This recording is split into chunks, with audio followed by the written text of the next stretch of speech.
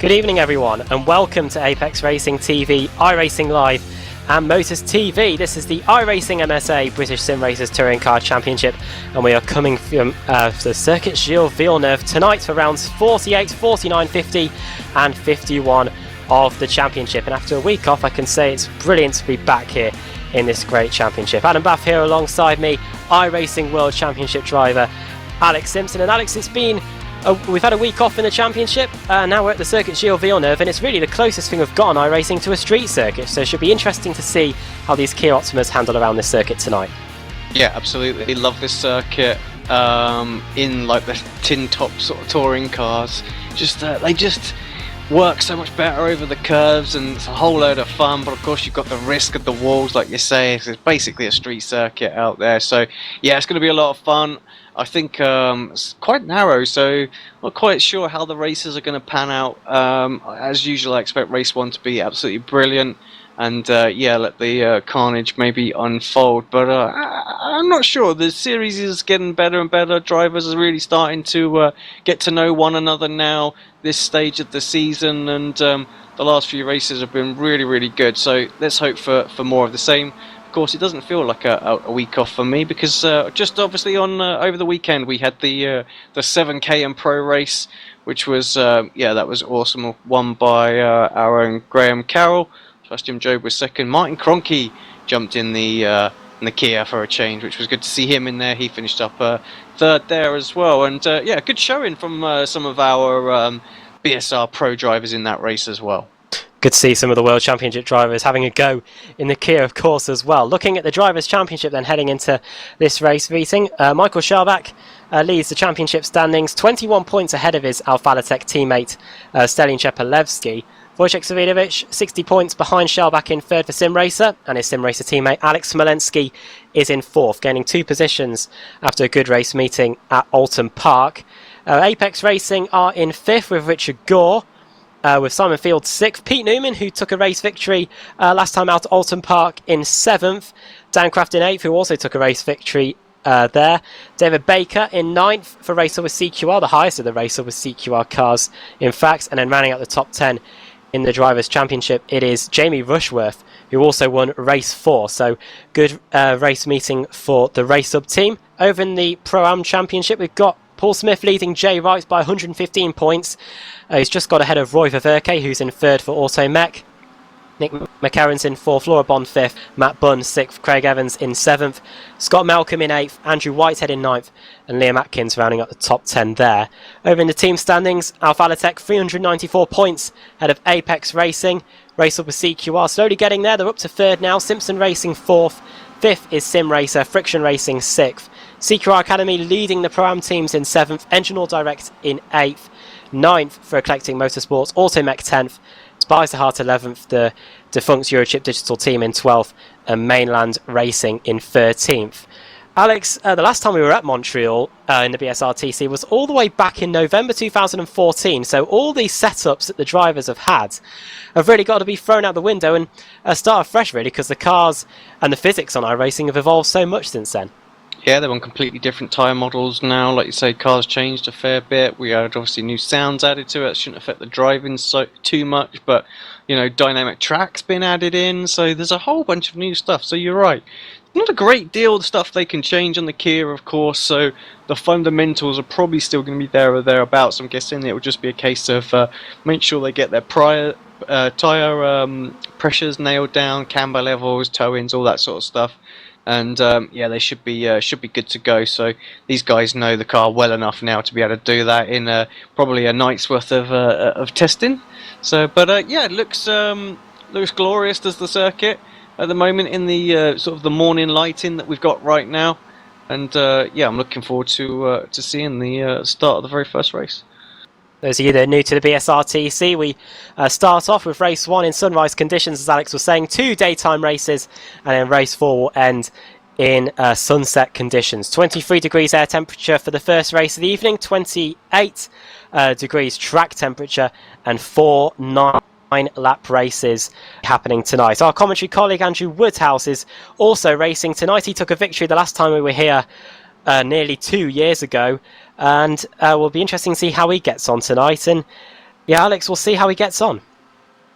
Yeah, I mean, he has freely admitted that he probably hasn't done the kind of practice that he should have done. So, yeah, he's going to have to learn as he goes out there. So, it's going to be tough for him, I think, to repeat that from way back in 2014. Yeah. But still, certainly got the ability. You know, did a great performance in the Kia Club Series. So we might see something towards the latter part of the evening once he's a little bit more up to speed.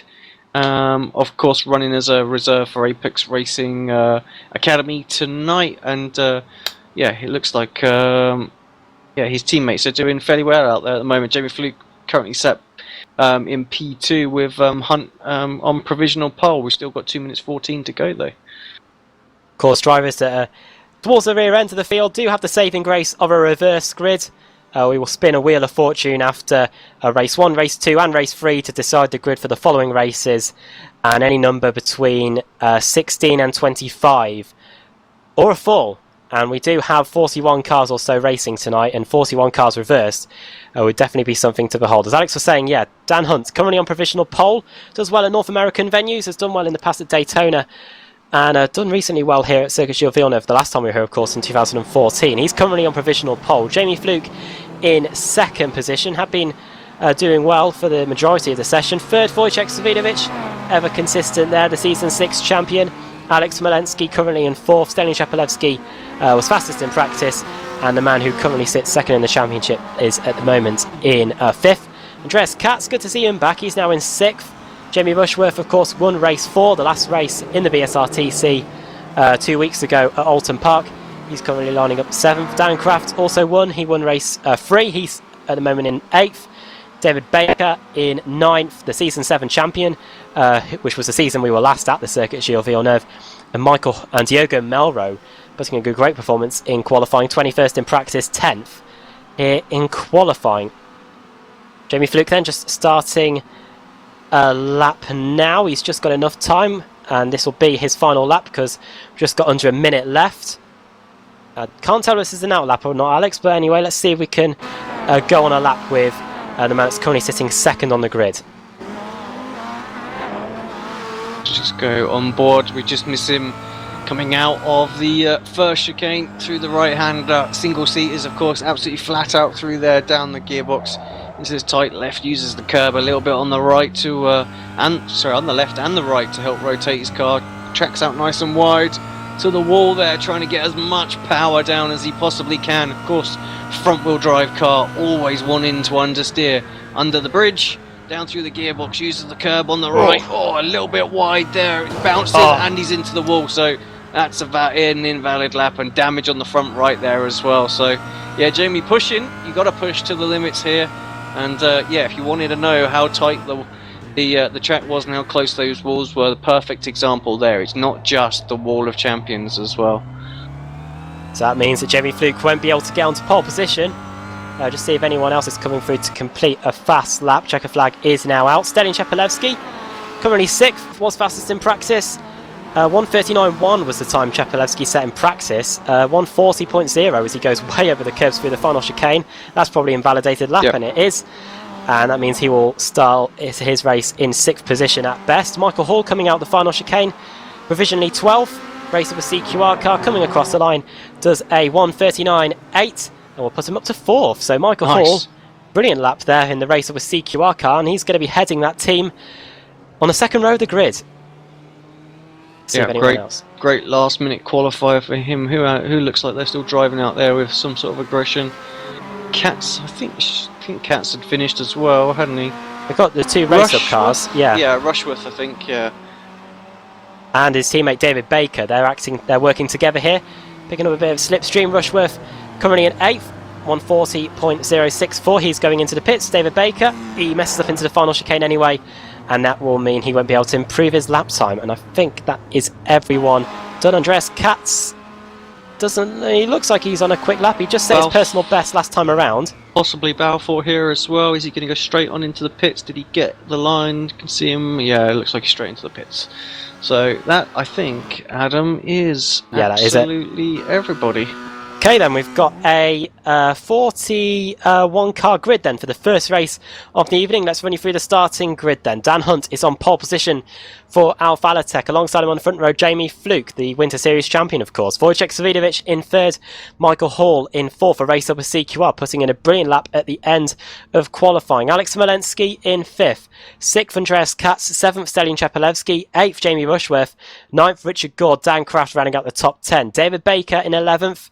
12th, it is Diogo Mauro. Steve Hefford 13th. Pete Newman won a race at the last race meeting at Alton Park. He lines up 14th. 15th, Ross Balfour for Friction Racing. 16th, Jack McIntyre. 17th for Colin Cunniff. 18th, Matt Bunn. 19th, George Simmons. And 20th, Julian Janowski. 21st is Lee Berridge. 22nd, Craig Evans. 23rd, Kip Stevens, who won race 2 the last time we were here back in 2014. Nick McCarron 24th. 25th, our championship leader, Michael Shellback, not having a good qualifying at all. The championship leader, Roy Ververke 26th. 27th, Liam Atkins. 28th, Jay Wright. 29th, Andrew Whitehead. 30th, Lorne Murray. 31st, John Roberts. 32nd, Scott Malcolm. 33rd, Peter Van Gool. 34th, Michael Blake. 35th, the last of the cars to set a lap time, Andrew Woodhouse. And then 36th, Simon Field, who won race 1 the last time we were at Montreal 2 years ago. Ben Hackerson 37th, 38th, Russell Laidler 39th, Paul Smith 40th, Rob Graham, and Cesaro Rizzo will be starting right at the back. Another massive grid. This series, yet again, amazes me how they just can keep on banging in those numbers as well. So yeah, awesome to see. Watch out for the slowdowns and the off-track incidents here. It's very easy to do so at Montreal. We have an incident limit of 11.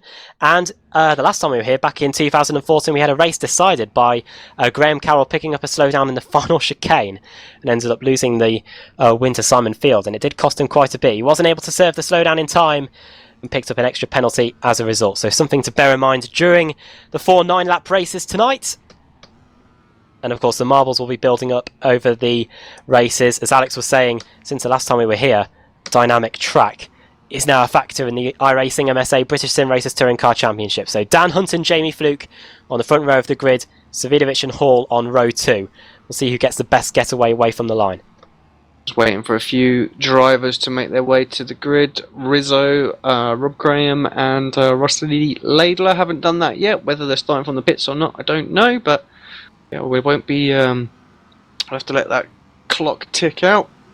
It's done that, so there's a few of them. Yeah, no, they're all starting from the grid, from the pit lane. Sorry, over to you, Adam. And race 48 of the iRacing MSA British Sim Racers Touring Car Championship is underway. Dan Hunt gets away well. Jamie Fluke slots into second. Savidovic having a little bit of a look down the inside into turn 1. Is it going to be like Hamilton and Rosberg at the weekend? They give each other room. Fluke will have the inside. Savidovic will try and maintain it round the outside. Andreas Katz was all over the place going through the right-hander, and it looks like we've all got through the first complex of corners without incident. Let's see if they can into the chicane, which is at turns 3 and 4. 2 wide in places. Still, though, being very well behaved, Alex. Yeah, great start from everybody. Like you say, we've got some 2x2. I think that's Chepelevsky and Kraft, is it? It is right now. Yeah, Kraft got the better of Cheppy then, but of course Cheppy's got the inside now. Tucks back in under, actually can't maintain his position there. Fluke hot on the heels of Hunt as well. Going into the chicane for the first time then, on the opening lap. Everyone being very calm, of course. This is race 1 of 4. Want to get the points on the board, of course. Heading towards the hairpin then. Kraft pulling away from Chepelevsky. Meanwhile, up at the front, looks like everyone's still being line astern as we head into the hardest braking point on the circuit. Bit of a gap being built between the cars, around about 18th on back. There's a bit of a gap to the next gaggle of cars, which is Colin Cunniff and Craig Evans. But now we're on our way down the fastest part of the circuit. This long back straight towards the final chicane, and of course the infamous Wall of Champions. Yeah, Hunt's car looks very fast in the straight line as well. Jamie barely caught up anything down that straight. Savidovic close onto Fluke's tail as everybody comes flowing through this chicane. Just make sure, like you say, there's a couple of little groups starting to form out. I'm not really quite sure what happened. Colin Cunniff leads up that second group, but yeah, he dropped back a fair bit. And poor Richard Gore, I think, has had a slowdown, and it is a massive one. He's still trying to serve it now. Nothing worse than doing that on lap 1. It will kill your race. Just before the start of the race, we mentioned about how easy it is to get a slowdown penalty at this circuit, and of course for that final chicane it is absolutely criminal for Richard Gore.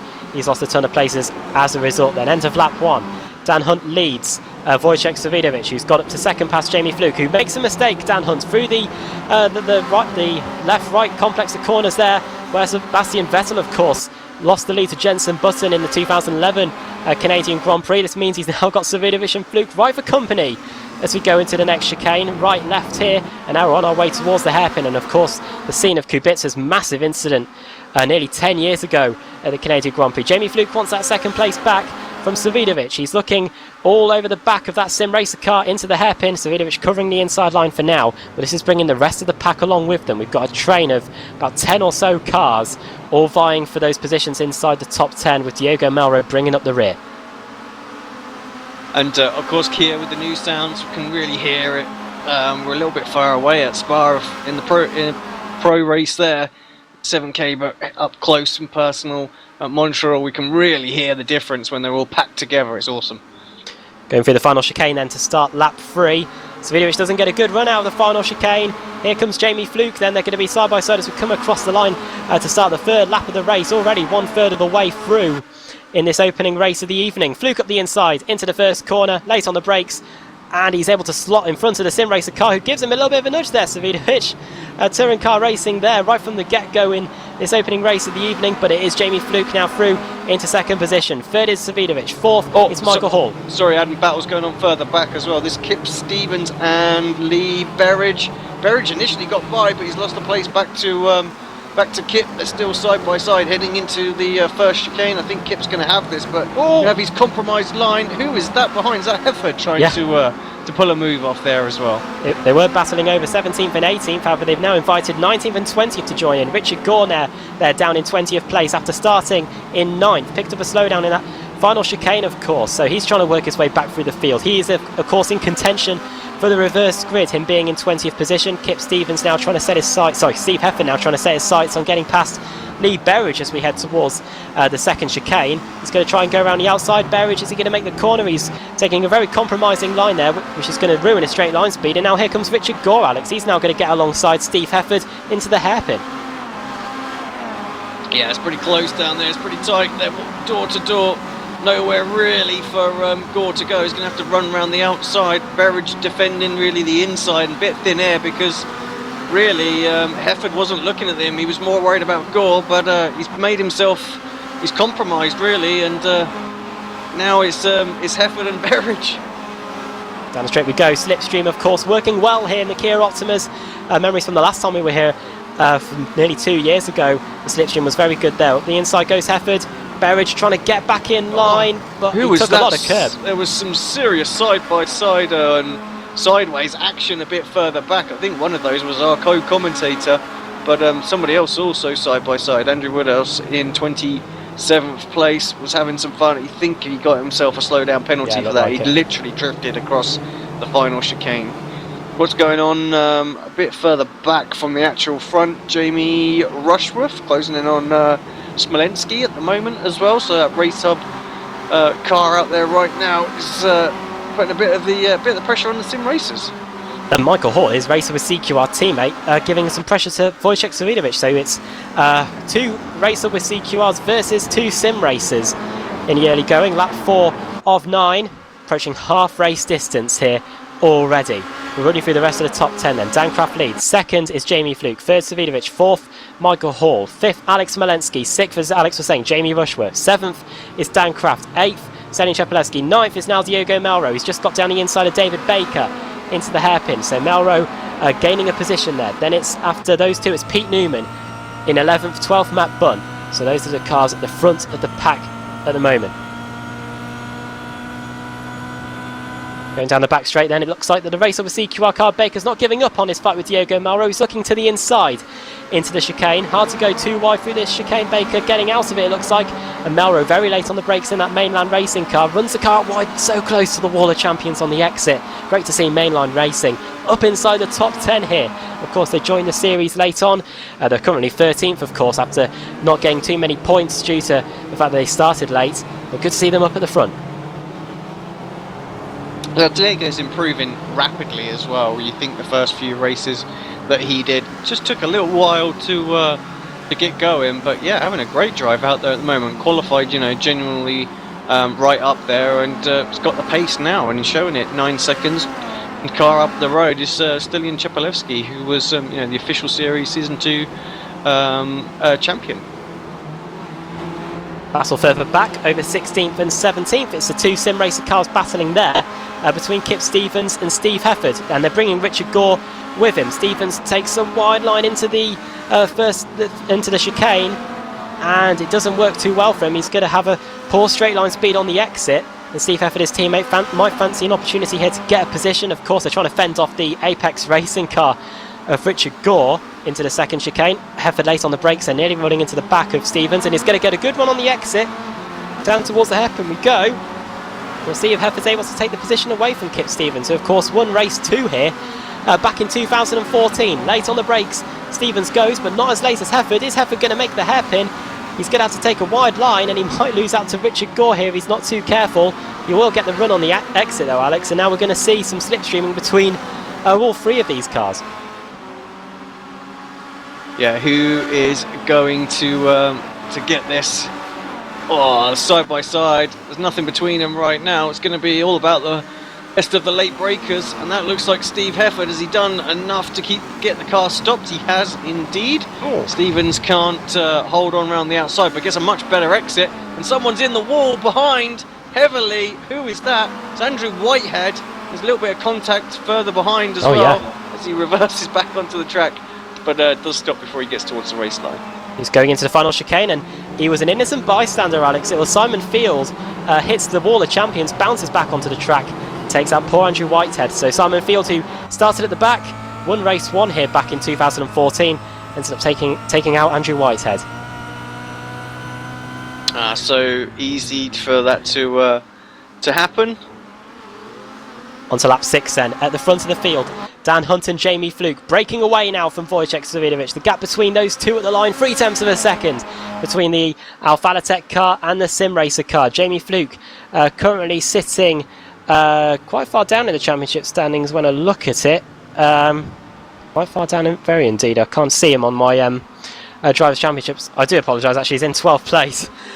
Very hard for me to pick that out, but yeah, Jamie Fluke 12th in the standings. Meanwhile, Dan Hunt for Alphalatech, he's currently in 11th. So these two close to each other in the championship standings, and they both know that a win will help improve their chances of getting in the showdown, and with those podium credits as well, getting them a good footing in the showdown championship as well, which happens in the final few race meetings of the season, similar to the chase for the NASCAR Sprint Cup format.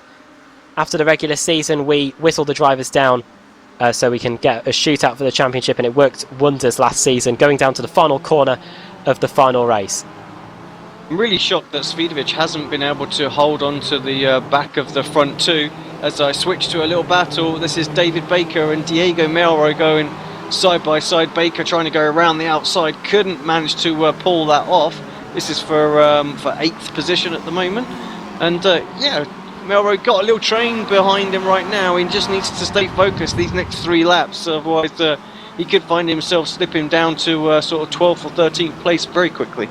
Melro started 12th up to 8th. Great race then for him in the mainland racing car. David Baker started 11th. He's fighting for 8th place. He's currently in 9th, and then Pete Newman in 10th. Started 14th with Matt Bunn in that CQR Academy car, moving his way up from 18th on the grid to 11th place. When we get to the line, we'll be starting the penultimate lap of the race.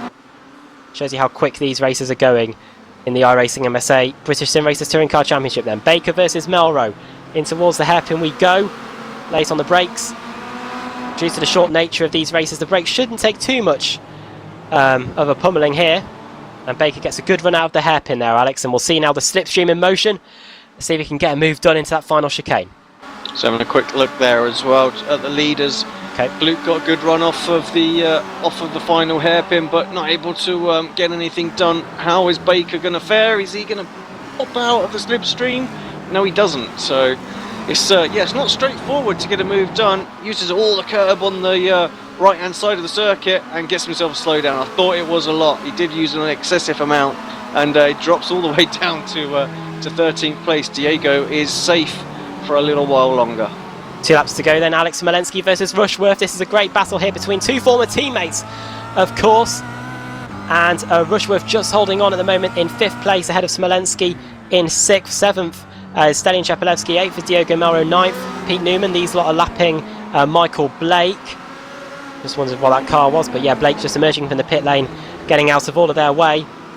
And Jamie Rushworth just trying to hold on to this position inside the top 5. No advances on the battle for the lead. It was 0.3 of a second again at the line between Jamie Fluke and Dan Hunt. The lap times 1:40.5 for Hunt, 1:40.4 for Jamie Fluke. So just a 1/10 of a second difference between the 2 leaders. Very close, Fluke, though. 0.3 of a second as he breaks into the hairpin. Gets a slightly wider entry this time, able to get on the power a little early. He was only 0.3 of a second behind. I just think you've got to come out there about 0.2 of a second behind to get this done. You can see it's closing. Just not enough, though. There's very little slipstream. Like I said earlier on in this race, Dan Hunt's car is very, very fast in a straight line. These Alpha Tech cars all have good setups. Same for Apex Racing, of course. Oh, so close to the wall of champions there. Jamie Fluke coming out of the final chicane then to start the final lap of the race, lap 9. See what their lap times are like as they come across the start-finish line. 1:40.8 for Dan Hunt, 1:40.8 as well for Jamie Fluke. And if we put it down to thousandths, Dan Hunt was just fractionally quicker than the Apex Racing car of Jamie Fluke. Let's see if Fluke can get anything done. The advantage for Fluke is that he's been following Dan Hunt for the last 8 laps, knows all of Dan Hunt's weaknesses due to the fact that he's been following him for the entirety of this race. Through the right-hander we go, so close to that wall, which can damage your car if you do clip it. Andrew Woodhouse was very lucky to escape retirement after hitting it on his way to victory in race 3 the last time we were here back in 2014. Now let's see what Jamie Fluke can do. He's in the tow down towards the 2nd chicane, but of course this straight isn't long enough for him to get anything done. He's going to have to try and get a good run out of this chicane. I think the hairpin is his best chance. Yeah, 0.2 of a second. He's got a great run right now. Surely there's an opportunity to have it under brakes here as Hunt goes a little bit defensive. Maybe that's the opportunity that he needs. Moves a little bit in the brake zone. Jamie's got very wide line, can get on the power extremely early, but he's marginally closer. Not a great deal, and we know how quick Hunt is in a straight line right now. We can see the difference in the slipstream, and actually for a while there Dan was pulling away even though Jamie was tucked up in the draft. Will Jamie maybe duck out 1/10 of a second? It's the last lap of the race. He decides not to, thinks that a 2nd place actually is more important to him right now. Oh, slow down for Fluke. Oh, he needs to serve that quickly, otherwise he's going to lose a place to Svidovic. Dan Hunt comes through to take the win, and it will be 2nd place for Svidovic. Gutting for Jamie there. I think he just took, like we saw Baker take, just too much of the inside corner there. Dan Hunt was able to come across the line then and take race 48 of the iRacing MSA British Sim Racers Touring Car Championship. It was a close run thing, but yeah, Jamie Fluke just took too much of the inside curb through the final chicane and ended up finishing in 3rd place. Svidovic comes through to take 2nd then. Jamie Fluke 3rd. Michael Hall, brilliant for race over CQR. He gets 4th. Jamie Rushworth 5th. Everyone else coming across the line. Cesaro Rizzo quite a way back. He's Roberts still on the way through. Just nipping Andrew Woodhouse there. Good little battle between them. There's a little battle still going on between Russell Laidler and Rob Graham, although they're separated by about half a second. Andrew Woodhouse won't be too happy with that, of course, because 25 is the last car to get reversed before we enter into full territory. We could have a full. We never know. We've had it in the past in the BSRTC quite regularly. Cesaro Rizzo goes in the final chicane.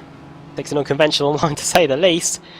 And will come across the line and take 36th place, which will be the last car, I think, which will be eligible for a full. In fact, Andrew Whitehead might be eligible because we do go down, I think, to cars 1 lap down or more, and he finishes in 37th. Good race then, Alex. It was line astern, however we did see some good battles outside the top 10, and Jamie Fluke did push Dan Hunt all the way.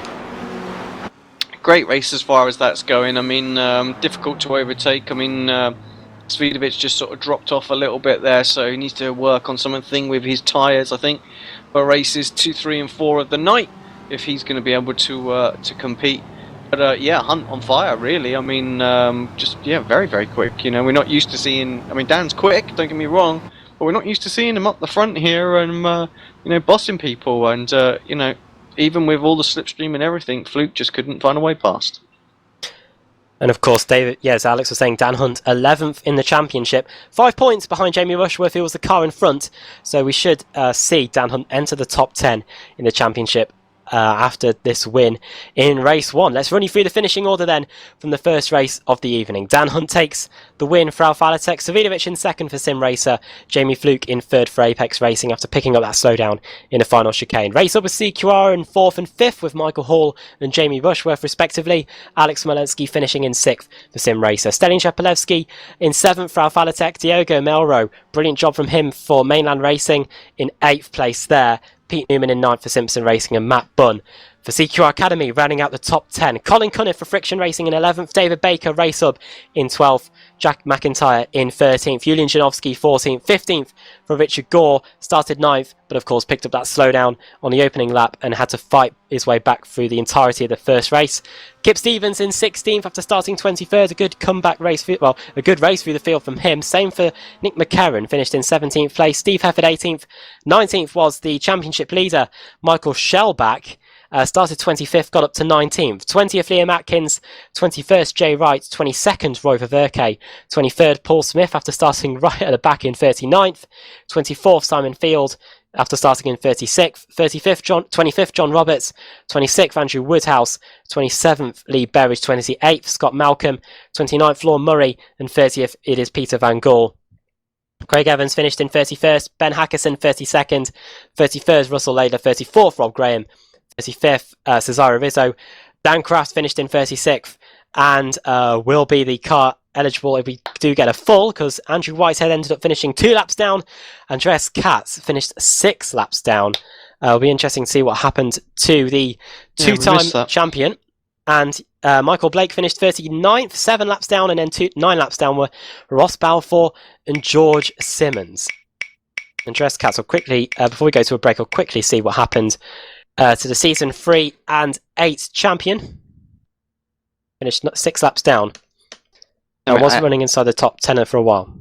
I just accidentally hit the wheel in the background, so we won't be starting off in the usual place this time.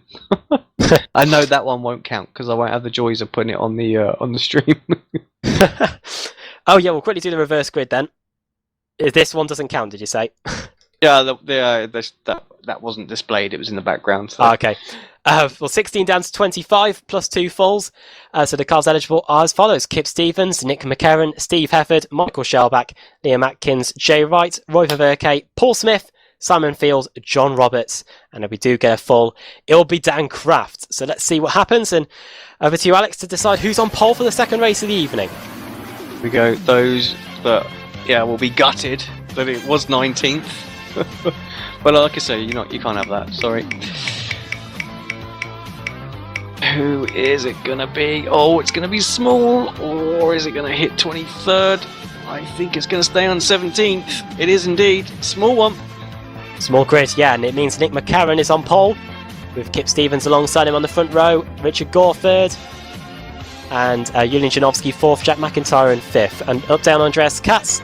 He seems to have his own problems, Alex. Nothing wrong with the car, and it didn't look like a disqualification. He just pulled off to the side of the road and exited out of the session. So see if Andreas Katz is back for the second race, which will be coming up shortly. So we will take a break for a moment here on Apex Racing TV, iRacing Live and Motors TV. Join us in a moment for the second race of the evening, round 49 of the iRacing MSA British Sim Racers Touring Car Championship. We'll see you in a minute.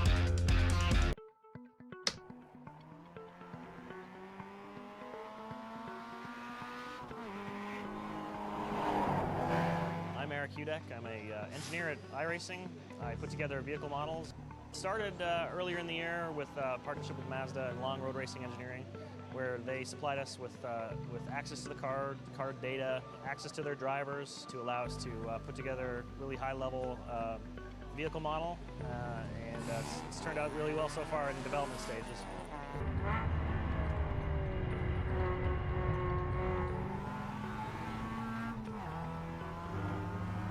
These new MX-5s are incredible. Between the BF Goodrich tire and then all the suspension engineering that Long Road Racing and that Mazda has done, I've been very fortunate to be one of the lead development drivers for the new Global MX-5 Cup car. We've done a lot of R&D on not only suspension, but things that will not only improve the safety of the vehicle for racing, but also the longevity of it in a racing environment.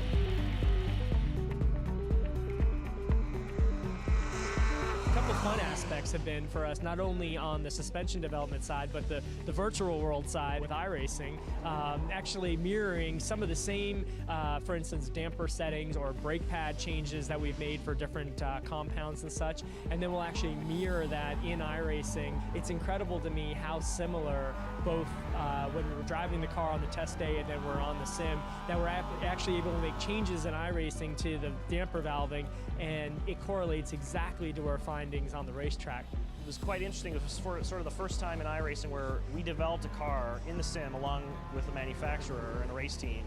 Generally speaking, a team or a manufacturer will send us a data dump of information covering everything from tires to aero if the car is set up that way, all the mechanical bits. The big difference is those cars are generally already in production or already racing, and this go around it was essentially from scratch.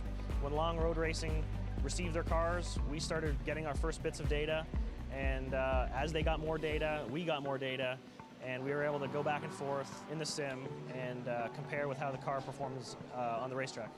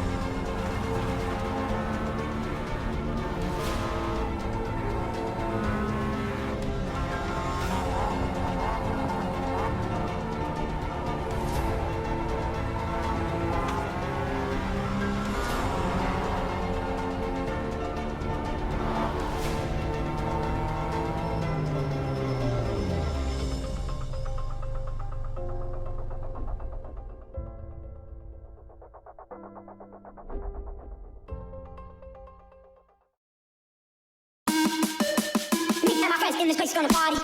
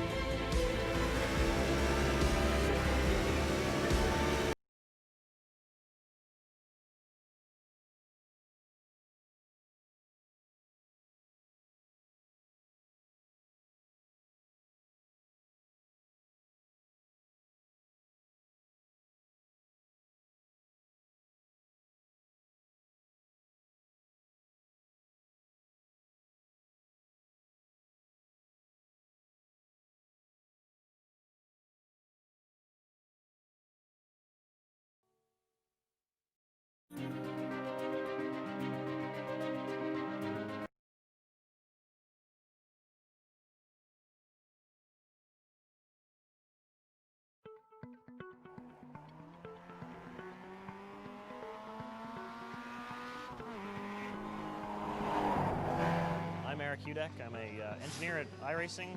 I put together vehicle models. Started earlier in the year with a partnership with Mazda and Long Road Racing Engineering, where they supplied us with access to the car data, access to their drivers to allow us to put together really high-level vehicle model, and it's turned out really well so far in the development stages.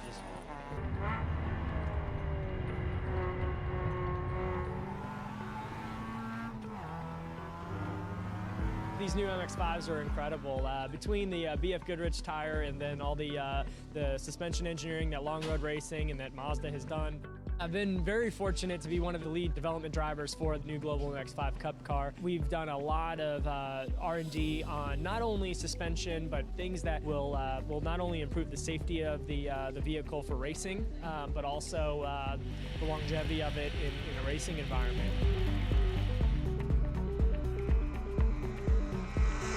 A couple fun aspects have been for us, not only on the suspension development side, but the virtual world side with iRacing, actually mirroring some of the same, for instance, damper settings or brake pad changes that we've made for different compounds and such, and then we'll actually mirror that in iRacing. It's incredible to me how similar both when we're driving the car on the test day and then we're on the sim, that we're actually able to make changes in iRacing to the damper valving, and it correlates exactly to our findings on the racetrack. It was quite interesting. It was sort of the first time in iRacing where we developed a car in the sim along with the manufacturer and a race team. Generally speaking, a team or a manufacturer will send us a data dump of information covering everything from tires to aero if the car is set up that way, all the mechanical bits. The big difference is those cars are generally already in production or already racing, and this go around it was essentially from scratch. When Long Road Racing received their cars, we started getting our first bits of data, and as they got more data, we got more data, and we were able to go back and forth in the sim and compare with how the car performs on the racetrack.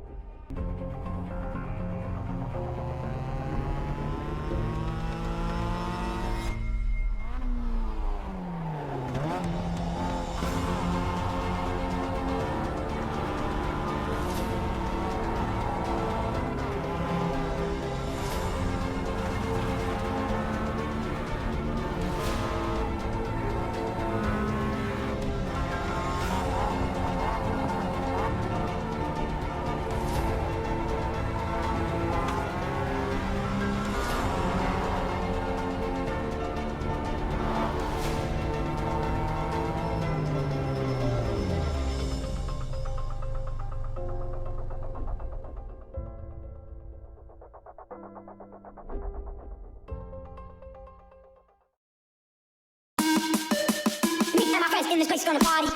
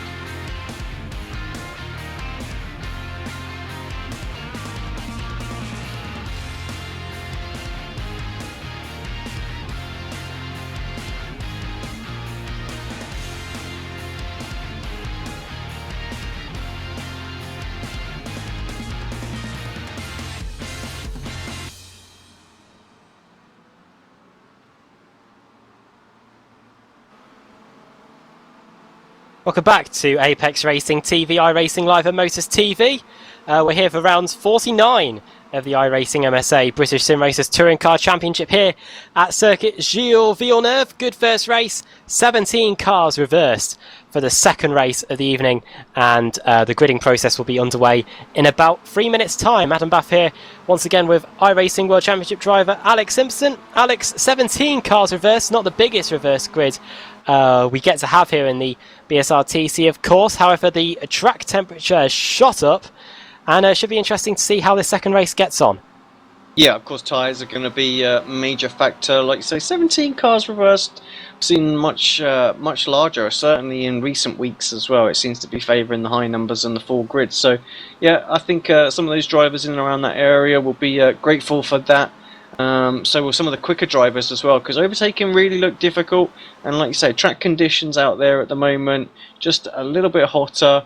Blazing sunshine, of course, so it's going to be those last 3 or 4 laps, maybe the tyres will go off enough so those that protecting their tyres will just be able to pick off a few more places.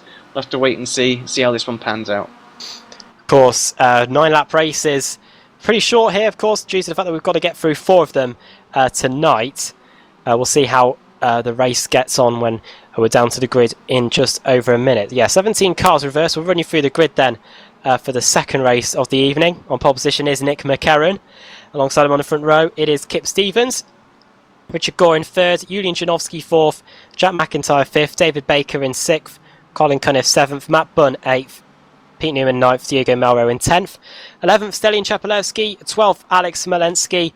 13th, Jamie Rushworth. 14th, Michael Hall. 15th, Jamie Fluke.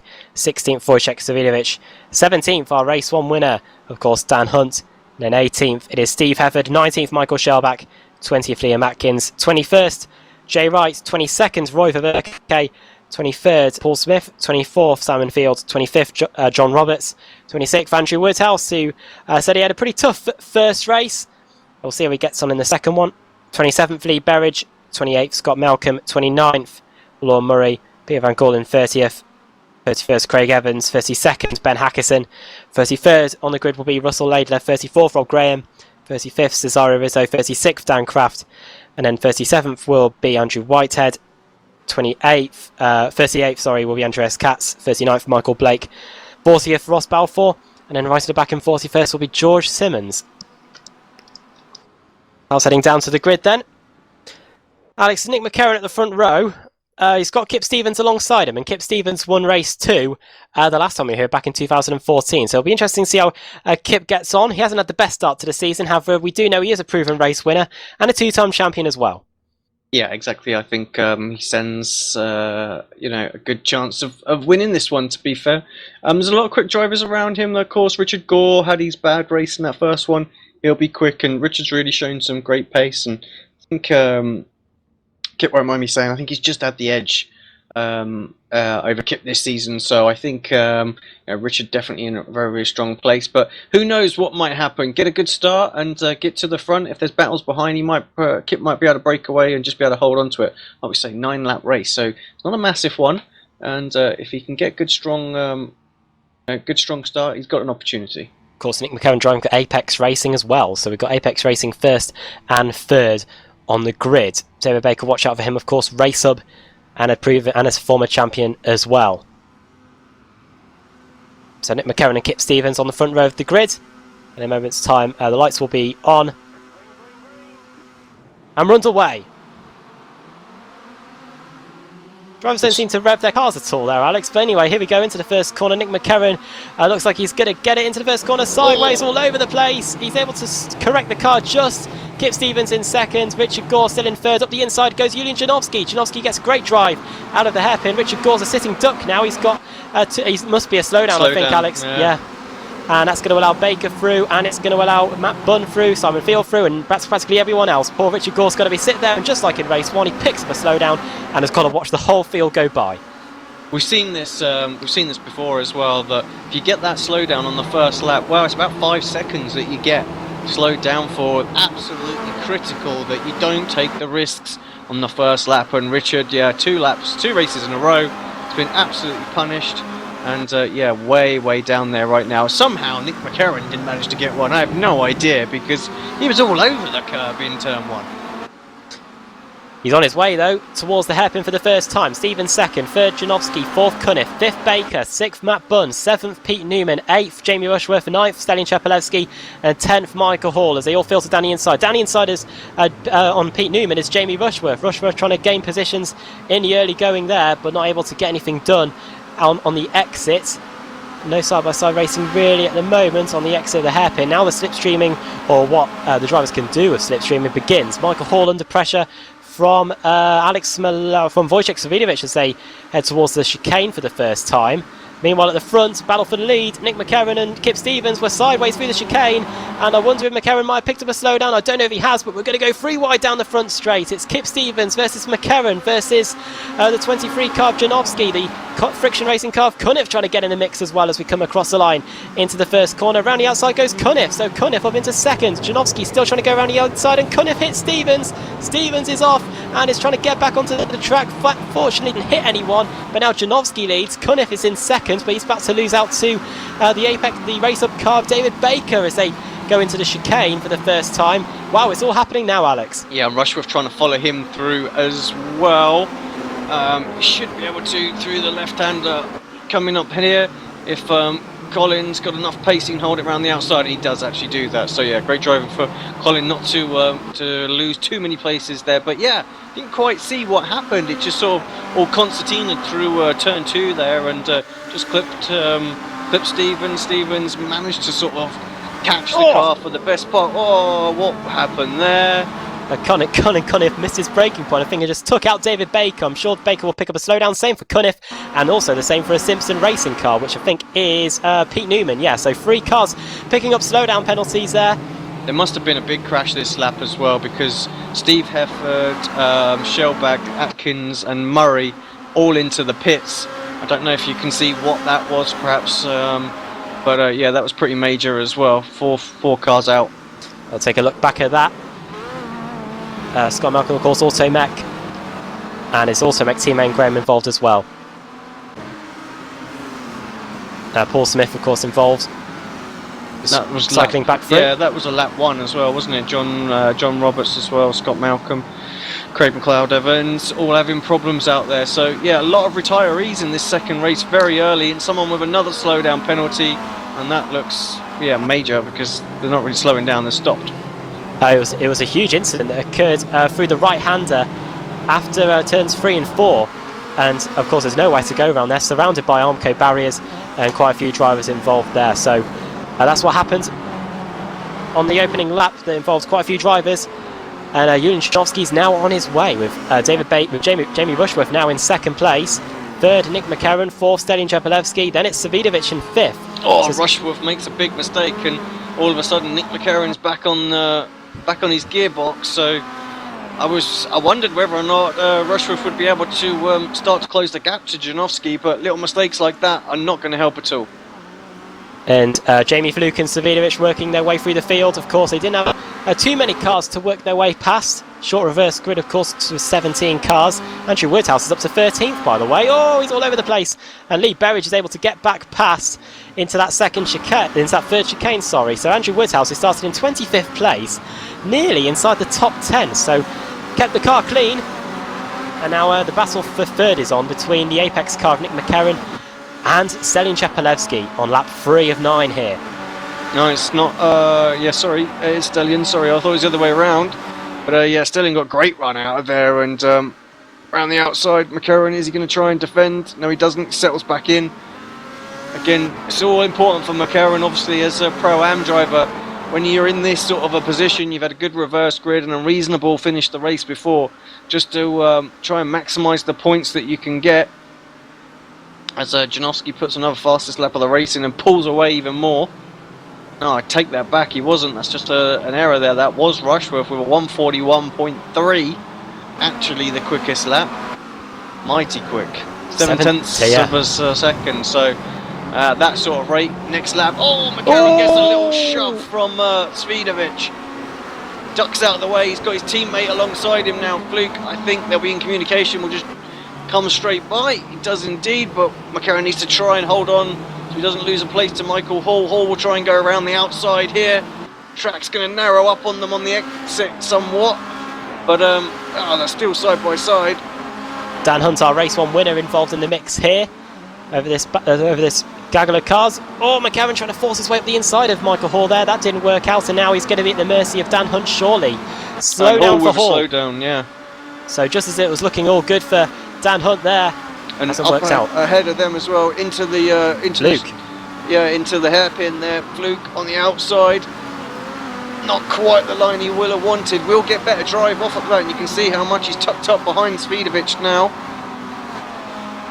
Slipstream is on then. Let's see what the speeds are like as they go towards the final chicane on lap 4, approaching the halfway mark of the race. Behind them by 2 between Nick McCarron, of course, and Dan Hunt. Who's going to get the position? No, it's Fluke around the outside into the chicane. He's going to miss it, and it's going to pick up a slowdown penalty. He takes the typical safe rejoin line. Don't think that will affect his slowdown at all. It's a slowdown nonetheless. Meanwhile, at the front of the field, Rushworth's arrived on the scene. 1:42.6 for Janowski, 1:41.3 for Jamie Rushworth. That is 1.3 seconds quicker last time around. Rushworth is definitely going for this win. He won race 4 at Alton Park 2 weeks ago, and now he wants the win here in the second race of the evening at Circuit Gilles Villeneuve. Lap 5 of 9. Yeah, that race hub with CQR, very, very quick indeed. Michael Hall has already shown what sort of pace that car's got with great qualifying. I don't think Michael will mind me saying, but he's probably out-qualified, where we would have expected him to have done today. 4th place, one of his best qualifiers ever, so just goes to show you these guys are on form right now, and the car's really good underneath them. And Chepelevsky, quick driver as well, he's in 3rd place. He'll be working his way towards the front. Jamie Fluke and Nick McCarron battling away, and Kip Stevens in the mix there as well. And notice where Svidovic is gone. Kip with his damage. Svidovic in 4th place. Oh yeah, he's still there. So closing in on the back of Chepelevsky as well. So I think, yes, Jamie Fluke made a mistake because Dan Hunt's got past him. Fluke, remember Fluke got the slowdown penalty. Oh yeah, brain scattered, Alex. And while Dan Hunt's through and Jamie Fluke's now under pressure from Nick McCarron. Stevens there in the mix as well. Rushworth then, battle for the lead. Yeah, 2/10 late on the brakes for Jamie as Janowski covers the inside. Needed to park the car more on the apex. He got it all wrong, carried a little bit too much speed in, and now he's compromised for the exit. Here comes Rushworth. He's already got the inside line for turn 1. Up the inside he goes. Janowski's going to try his best to hold on. He's going to go around the outside, and he will of course have the inside. A little lock up there on the rears. Front wheel drive Kia Optimas, of course. Rushworth not given the space on the outside. Janowski closes the door. Now he's going to go to the inside. No way through there. And now here comes Julian Janowski's Alfa Latek teammate in Stelian Chepelevsky. So we've now got a 3-car battle for the lead for laps 6, 7, 8 and 9. 4 laps to go then in the second race of the evening. And Rushworth has now got to fend off Chepelevsky, as well as trying to attack Janowski in front. This is exactly what Janowski needed. He needs somebody just to split Jamie's focus here, because right now he's got the pace. He's definitely going to get by at some point, but if Stelian can start putting a little bit of pressure on and showing the nose up the inside of that racer car, then there's just the opportunity that Julian might be able to hold on to this. He's going to have to go super defensive once again though. Stelian needs to arrive, and he needs to arrive fast to help his teammate. Svidovic also getting in on the act here in 4th place. Janowski puts the car on the inside line, but Rushworth's got an amazing run around the outside. Jeez. And that is something impressive. special. Yeah, he got on the power beautifully there. There was nothing Julian could do there as well. I thought, to be honest, he had it absolutely covered. I didn't see that being a problem, and I was more concerned that Jamie would get a run from, get attacked by Stelian, but yeah, it's not to be. Oh no! And into the wall of champions goes Rushworth. He is a champion, of course. And that means that Stelian Chepelevsky with Wojciech Svidovic up to 2nd. Sorry, that's not good. I didn't like that at all. If you can't get the car stopped, then you got to get out of it. That's just that's amateurish there. And poor Jamie did all the hard work and did a great move and just got it royally taken off of him there. We won't say what we were going to say.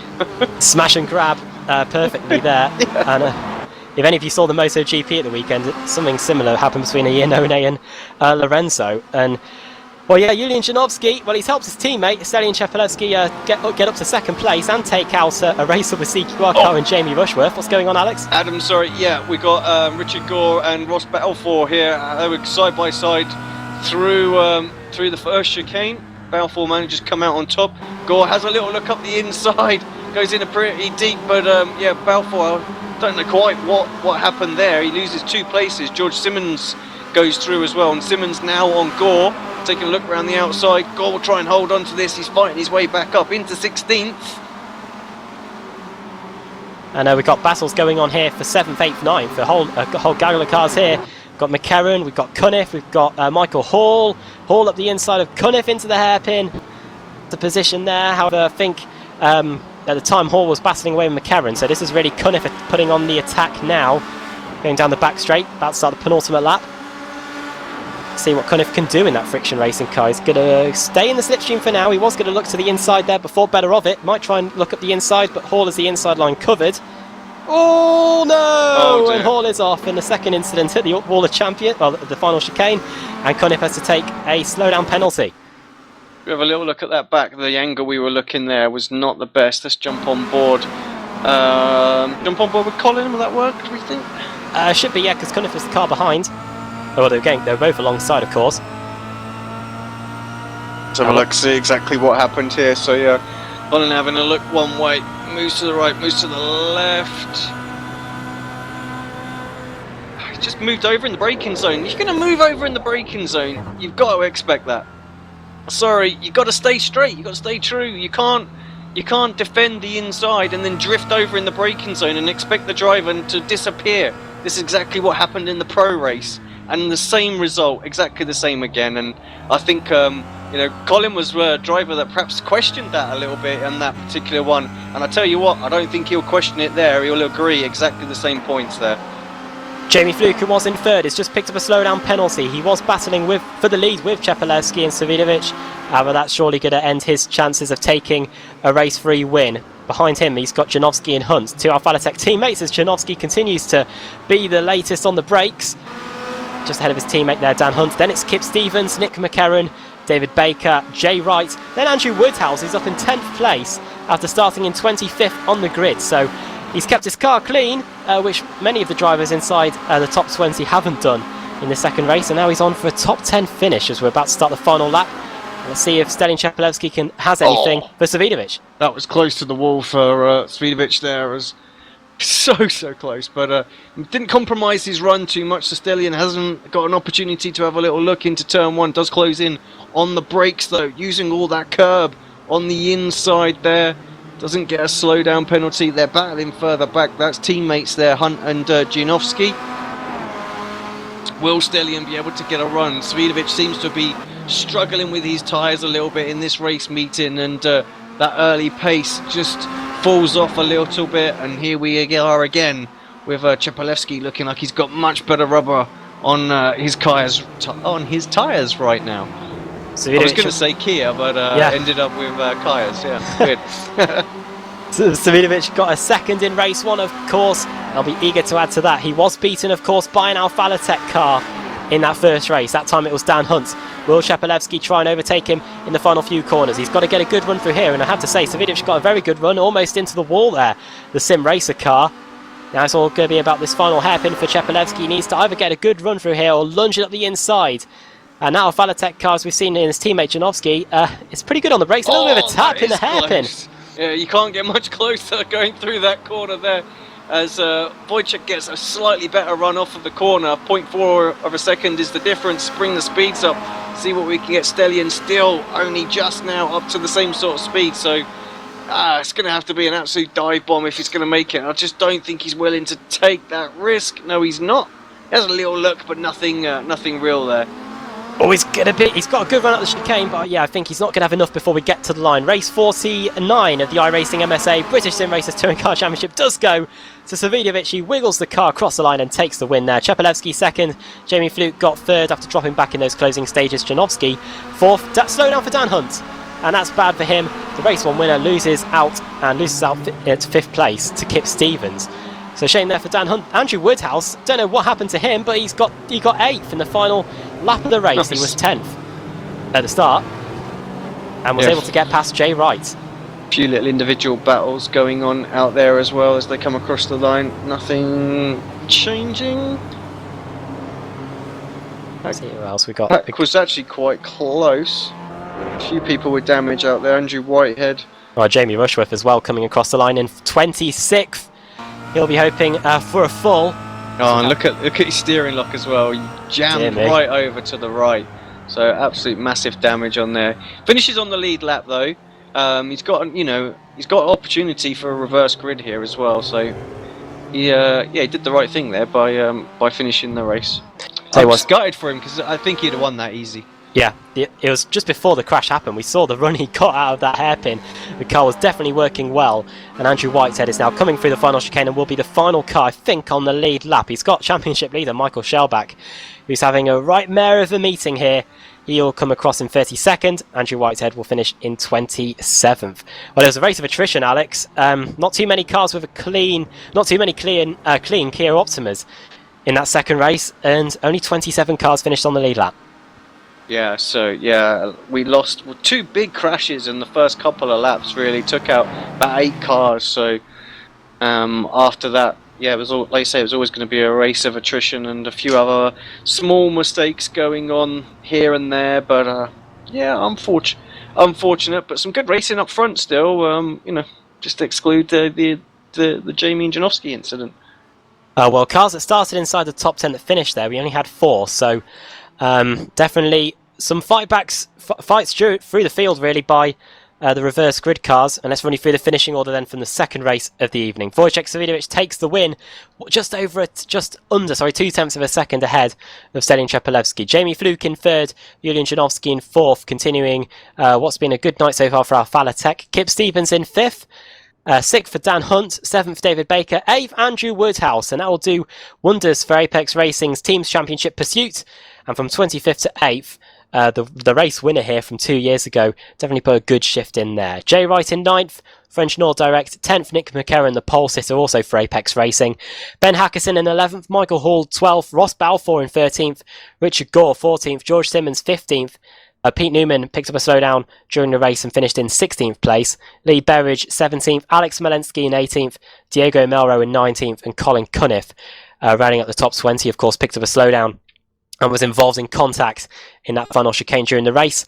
Russell Laidler finished in 21st, Matt Bunn 22nd, 23rd for Rob Graham, 24th Roy Faverke, 25th Michael Blake, Jamie Rushworth limping the car home in 26th, Andrew Whitehead in 27th, and then 4 laps down Dan Kraft.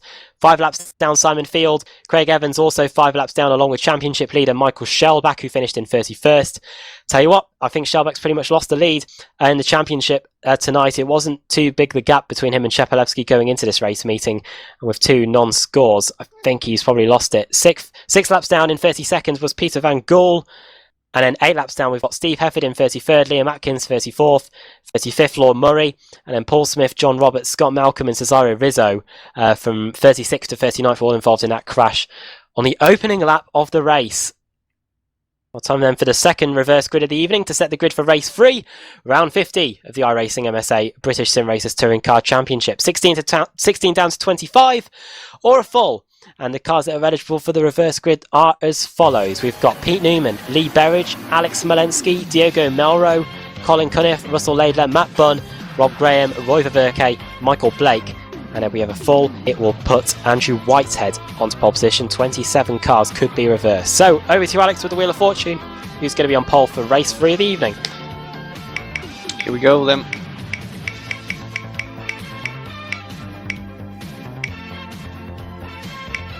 Straightforward 20 seconds, so bang in the middle of what we can get, but yeah.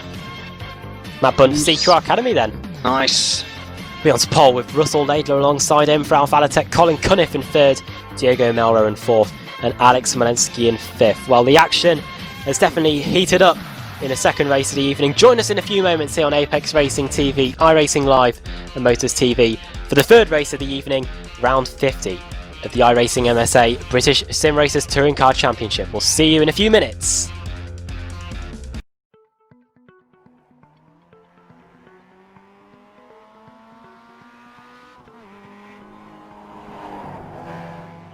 Dudek. I'm a engineer at iRacing.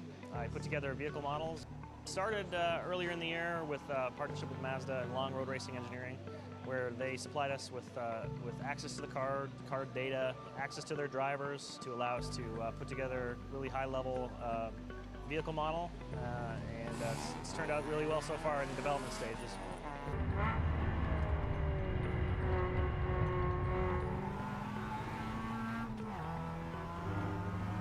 These new MX-5s are incredible. Between the BF Goodrich tire and then all the suspension engineering that Long Road Racing and that Mazda has done, I've been very fortunate to be one of the lead development drivers for the new Global MX-5 Cup car. We've done a lot of R&D on not only suspension, but things that will not only improve the safety of the vehicle for racing, but also the longevity of it in a racing environment.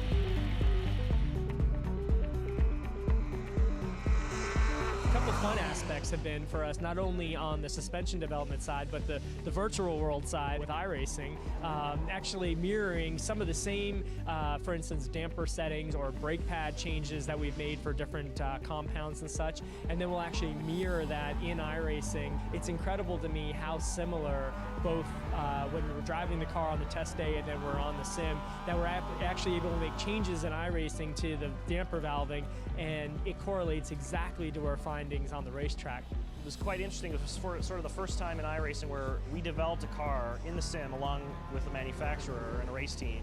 Generally speaking, a team or a manufacturer will send us a data dump of information covering everything from tires to aero if the car is set up that way, all the mechanical bits. The big difference is those cars are generally already in production or already racing, and this go around it was essentially from scratch.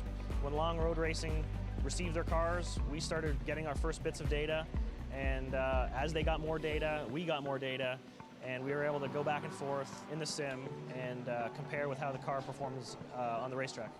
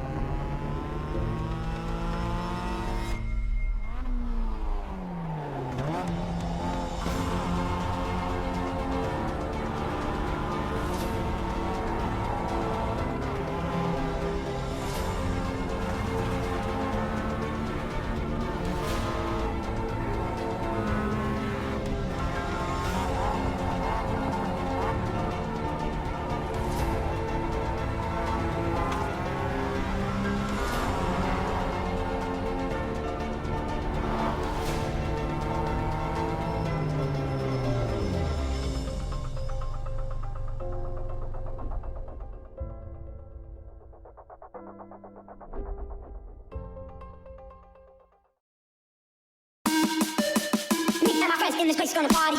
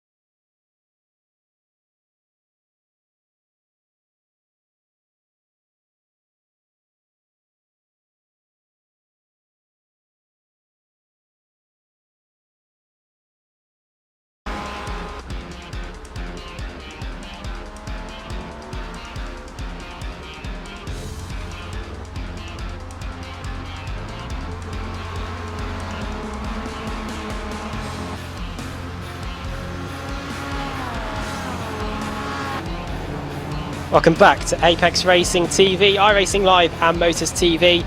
Third race of the evening of the iRacing MSA British Sim Racers Touring Car Championship on the way. About 3.5 minutes before we head down to the grid. Round 50 of the championship. Adam Bath here along with iRacing World Championship driver Alex Simpson once again. And Alex, the gloves were really off in the second race, and I'm sure we're going to see the same again in the third one. Yeah, absolutely. I think much of the same, slightly larger reverse grid as well, so more drivers to overtake for some of the quick guys that managed to get back towards the front from that last race. So all of them was there. Rushworth, Fluke, sorry, not Rushworth, Jamie, Fluke, and Svidovic, of course, and Hunt was there as well, although he had a slow down penalty on there. So I'm sure those guys will find it just a little bit tougher to get there this time, but nonetheless, it should still be a great race to try and watch it unfold, and we'll see how the top 10 started, 10 finished in top 10 stat works out there. Tell you what though, 3 teams have dominated proceedings tonight: Alphalatech, Sim Racer and Apex Racing. They've been looking really strong. Yeah, good pace from all of those guys really, and those have been the guys that's been strong all season long. To be honest, the 3 teams. Race Hub very good, but they seem to always they always seem to find trouble, don't they? I think take away some of their DNFs through silly accidents or something like that, where they've just got caught up in it. And I tell you, they would be right there in those championships as well. So it's unfortunate, and just another one of those same meetings again for them today. Yeah, proof of that with Jamie Rushworth getting taken out by Janowski. Have to look like a victory was most certainly on the cards for the racer with CQR car there. We're about to head down to the grid then, just under 2 minutes. We'll run you through the grid for the third race of the evening. 22 cars reversed, and the grid is as follows. We've got on pole position Matt Bunn, Russell Laidler alongside Bunn on the front row, and then it is Colin Cunliffe in third, Diego Melro fourth, Alex Smolensky fifth, Lee Berridge sixth, Pete Newman will be starting in seventh, George Simmons in eighth, ninth Richard Gordon, and Ross Balfour running at the top 10. Michael Hall will start in 11th, Ben Hackerson 12th, Nick McCarron, pole sitter for race 2 will start in 13th, 14th Jay Wright, 15th Andrew Woodhouse, 16th David Baker, 17th Dan Hunt, 18th Kip Stevens, 19th Yulian Janowski, 20th for Jamie Fluke, 21st Eddie Chepelevsky, 22nd for Wojciech Svidovic, second in race 1 and a pole and a race win in race 2. I'll be starting in 22nd in race 3. We'll see how we can get on next, starting from there. 23rd for Rob Graham. 24th will start Roy Ververke. 25th Michael Blake. Jamie Rushworth in 26th after being in the lead for just a brief moment. 27th Andrew Whitehead. 28th Darren Craft. Simon Field will start 29th. Craig Evans will be in 30th for Automech. Michael Shellback, championship leader, or was championship leader, will start in 31st. Peter Van Gaal 32nd. Steve Hefford will start in 33rd, Liam Atkins 34th, Lorne Murray 35th, 35th, Paul Smith 36th, John Roberts 37th, 38th, Scott Malcolm, and then starting at the back in 39th will be Cesare Rizzo. Jay Wright nearly goes into the Wall of Champions once again. Paul Smith will be eager to gain a few positions. Of course, he was the Pro-Am Championship leader, but was involved in contact early on. And after starting in 22nd place, after finishing 22nd in race 1, you'll be eager to get some points on the board. Yeah, I'll tell you who would be happy with today's race meetings so far will be Nick McCarron, actually. Just tucked inside 4th place before the start of this meeting. And good, strong points for those 2 races, and it could well put him back in that sort of hunt for top am driver. So bad couple of races for Paul Smith. Jay Wright's just sort of been there or thereabouts. Roy Ververke not doing anything sort of stand out in this these past meetings as well. So I think if he can carry on going with there, he could close some points up. He was right up there at the start of the season, of course, as well. McKevin finished 17th in race 1 and a top 10 finish in race 2 after getting that pole for race 2, so we'll see how he gets on in the third race. So Matt Bunn then down to the grid on the front row of the grid here, and alongside him will be Russell Lader for Alphalatech. Alphalatech seems to be at the front no matter what driver it is. It was Janowski, of course, in race 2 and Chepelevsky at the end. See how they get on then. Red lights are on and race 50 is underway. Bunn doesn't get the best of starts away from the line. Layla's going to get alongside into the first corner. Is he going to try and go up the inside? Bunn, he's going to try. Oh, they're all over the place into the chicane, and off is Cunniff, and off is a mainland racing car, Diego Melro. Also more cars off. Michael Hall's off. Ross Balfour's off. Everyone just trying to filter their way through safely to avoid that incident that occurred away from the line. Into the first of the chicanes we go then. And we've got cars upside down. It's Chepelevsky and Jamie Rushworth. And Andrew Woodhouse is involved. This all occurred on the start line, Alex. Let's have a look, see what happened there. We'll get back to the front once that's done and dusted. So big problems for Fujo. Oh, there was an absolute massive pile-up. And it starts with Andrew Woodhouse. Don't really know. Oh dear, Andrew, what's he done? They'll be fuming. Let's see again. Started in 15th, and he spotted a gap in the middle. Alex went for it, and then an an engine or direct car just does the quarter panel, and away they all fly. Oh dear, and they just bounce back into the circuit. There's nothing they can do. So yeah, massive check-up. Everybody scrambling there. Probably should have been a safety car, if I'm honest, because the track was completely and utterly blocked. I was wondering why everyone had broke up so much, and it's because we had that huge crash at the front of the field. We're on our way towards the chicane for the first time.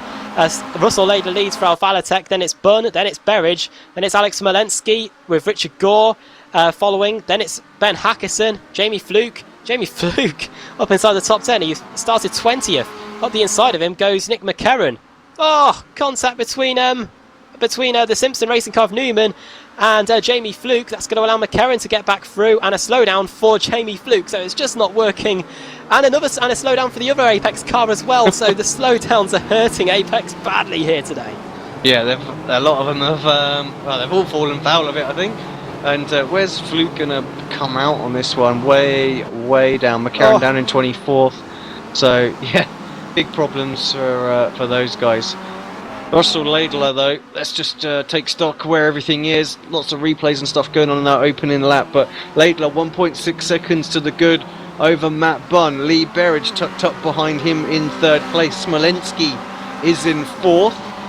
We know he's got some good pace as well. Richard Gore in fifth place. Ben Hackerson is in sixth. Pete Newman in seventh. Wojciech Savidovic already up to eighth. He's having a great meeting. Dan Craft in ninth, and rounding out your top 10 is Diego Melro. Poor race of Alex. Dear me. David Baker has severe damage to his car. Jamie Rushworth we saw on his roof. And also not working out for Apex Racing at the start of this third race. Well then, let's see what Savidovic can do. He's closing onto the back of Pete Newman. Pete Newman won race 3 at won race 2 at Alton Park 2 weeks ago when we were last racing. So he wants to get another strong result here, does Pete Newman, but of course he has got a champion in Savidovic right behind him. Russell Leyland negotiating the chicane and on their way. And now, of course, this big crash has spread out the pack quite a bit, so we've all got individual battles going on. Tell you what though, Alex, Savidovic is now falling under pressure from Dan Kraft, and Kraft's had a bad night, but he's trying to try and rescue it. He won race 3 at Alton Park 2 weeks ago, and now he's trying to get past Savidovic. Yeah, looking very good. I mean, lap time for Kraft was very, very quick, much quicker. Well, about 0.3 quicker than Wojciech. So, yeah, he's looking good. I mean, he's got a bit of damage on the front right of his car, so's Wojciech as well. But it's obviously not affecting either driver, or if it is, it's Wojciech slightly more. They're going through the right-hander, long right-hander, of course. And yeah, Savidovic has got just a bit of damage to the front of his car. They're all closing in on Pete Newman once again. Newman, and then we've got is that Laidler? It is! Laidler's had a problem, Alex, and the car's crabbing. And what has happened? Oh, you know what? He's hit the inside wall going through the long right-hander, Alex. It's something that Andrew Woodhouse did, but was able to carry on without incident, and he hits the barrier. Yeah, smashes the barrier. The little clip wouldn't have been too bad, but we just saw the aftermath where he smashes the Armco barrier there, and yeah, he's lucky to still be pointing forward, but pretty sure that that's going to be a meatball, so they're going to bring him into the pits to get the repairs done on that car. So that could be him out of this race in a couple of laps' time. Well, he was on the pole. No, sorry, he started second on the grid, led the first lap, and now he's trying to limp the car most surely back to the pits. Well, this now means that Matt Bunn leads. Doesn't get the best run through the final chicane, but it's a slowdown for Lee Berridge. Berridge has got picked up a slowdown, and it affects another person. Now this means that up to second place is now Alex Smolensky. Yep. And Smolensky started in 5th, up to second now. Richard Gore in 3rd. 4th is Ben Hackison, 5th Pete Newman. Side by side it's Dan Kraft. He's trying to get past Lee Berridge, and Savidovic has passed him. And now Dan Kraft's going to try and get past the Engine Oil Direct car as well into the first of the chicanes, turn 3, and there's contact with Savidovic, and Savidovic's all over the place. Somehow Wojciech manages to save that. They're 3 wide coming out of that chicane. It's not over and done with yet. They're still battling in there. That's Colin Cunniff. He's already been put into the wall once in this race. Just about stays out of that. Stalin Chepelevsky's heading into the pits as well, so it's now becoming an awful evening. Awful race 3, sorry, for Alfa Latek. Dan Hunt's also in the pits for Alfa Latek. So is Michael Shellback for Alfa Latek. I think every Alfa Latek car apart from Julian Janovsky has been into the pits, and it's not been a good race for them at all. We're on lap 4 then, and side by side it's Diego Melro versus Lee Berridge heading towards the hairpin with that is Dan Kraft trying to get in the mix. Round the outside they go. This is a battle over what is 5th place, and Lee Berridge and Diego Melro doing a stunning job holding off the 2 fast cars behind of Savidovic and Dan Kraft. 2 by 2 we go then down the back straight to start lap 5. Already half the race in the books. Where's that time gone? Berridge up the inside of Melro. Who's going to have the line? Who's going to be latest on the brakes between these two into the chicane? Round the outside goes Melro, but they're going to get forced onto the curbs, and they both will surely be slowed down as a result. I don't know if they'll get slowdown penalties as such, but they've already lost a ton of speed, and now Savidovic doesn't know really where to go between this lot, and it's still not over. They're rubbing door handles into the first corner. Round the outside goes Berridge. He'll have the inside for turn 2, but he hits Melro. Melro gets out of shape, and up the inside goes Savidovic. Will he get past both of them? I think he will. Berridge will try and go around the outside, Alex, into the first of the chicanes. He's not giving up, is the Engine Oil Direct car, but Savidovic up the inside, and he is through. So Savidovic from 8th to 5th. Yeah, back to where he was before he got that bit of contact from Kraft. Kraft still down in 13th place, not being able to recover. Up the front, it's getting a little bit closer. Smolensky just 0.8 of a second. Richard Gore, is really closing in as well, 0.3 of a second behind, and he's brought Ben Hackison with him as well. So I think before long we're going to have a 4-car battle for the lead. 4 cars, 4 different teams. CQR Academy leading the way in the form of Matt Bunn. And then we've got Alex Smolensky for Sim Racer. Is up the inside in the Eclectic Motorsport car goes Ben Hackison, and he hits Richard Gore. Takes to the grass a bit, does Hackison. I don't know if he'll pick up a slowdown for that, and I think he has. Yes, he has. And he'll have to let Richard Gore back through, and that's separated them away now from Bunn and Smolensky. Yeah, Richard will be a bit frustrated with that. I think he'll probably feel like that Ben just steamed in there a little bit too hot. Couldn't quite get the car slowed down, needed to use Richard as the extra bit of brakes. But yeah, and then of course picked up a slowdown, so it was all for nothing. And now Richard's 2.1 seconds back, as opposed to just the 0.8. And over is Melro. He's flipped over. Oh, God. And he's in the middle of the track. Watch out, everyone. He's in the middle, and thankfully he comes to a stop and is out of the race. And there's Berridge with a blown engine as well. Yeah, Berridge blew his engine too, so... Was there was contact between those two, Alex. Yeah, I was about to say, it must have been. And we've seen a few lunges tonight, and we've seen a lot of action here. Of course, Circuit Gilviano, the closest thing we've got on the iRacing service to a street circuit at the moment. And it's providing a lot of frills and spills here tonight. Battle for the lead then continues between Alex Smolensky and Matt Bunn. Lap times last time around, they both 1:42.2 for Matt Bunn, 1:41.2 for Alex Smolensky. A second difference there.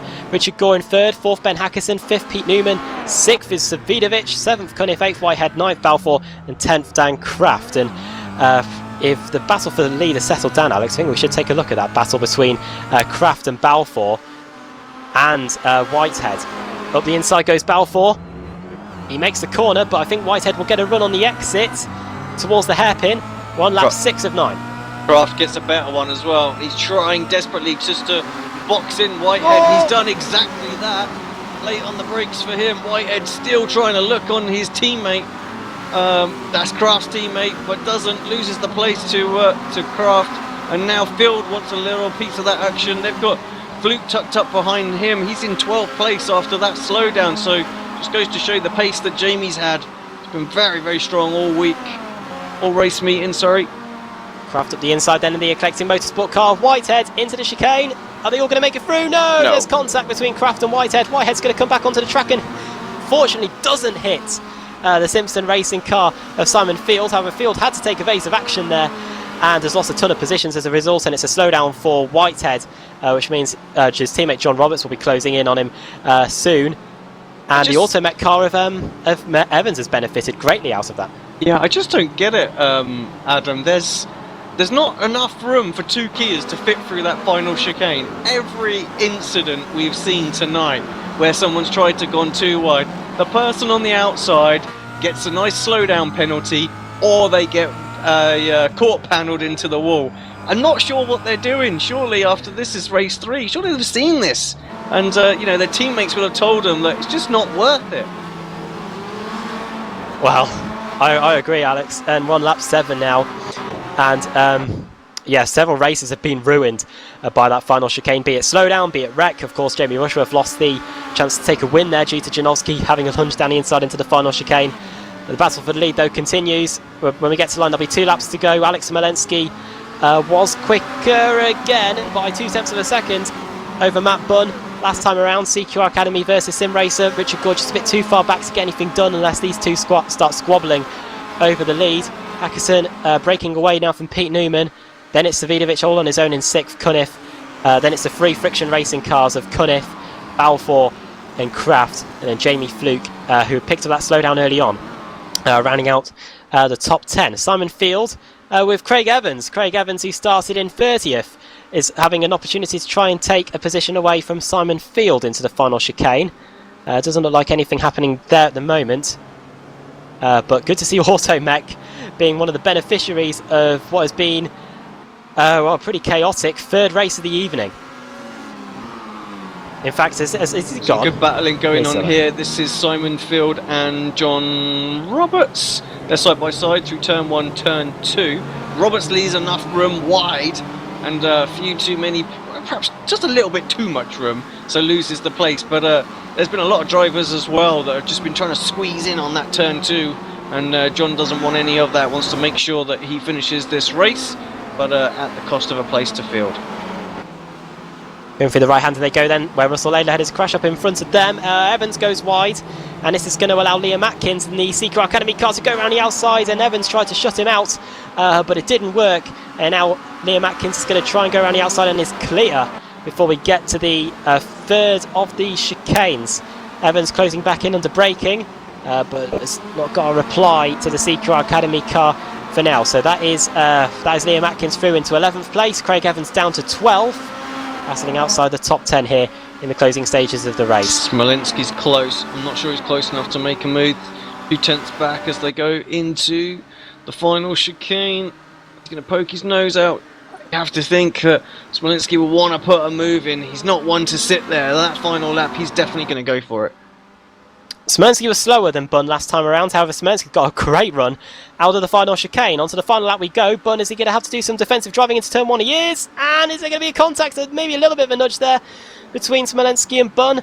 And into turn 2 they go. 141.6 for Smolenski, 142.2. 0.6 of a second difference between Smolenski and Bunn as we're on the final lap of the race now. Lap 9. Bunn defending just a little bit into the first of the chicanes. Right, left. And we're on our way again.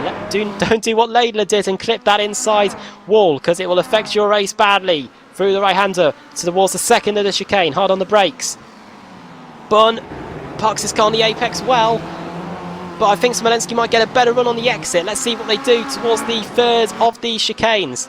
After that, of course, we've got the run to the hairpin.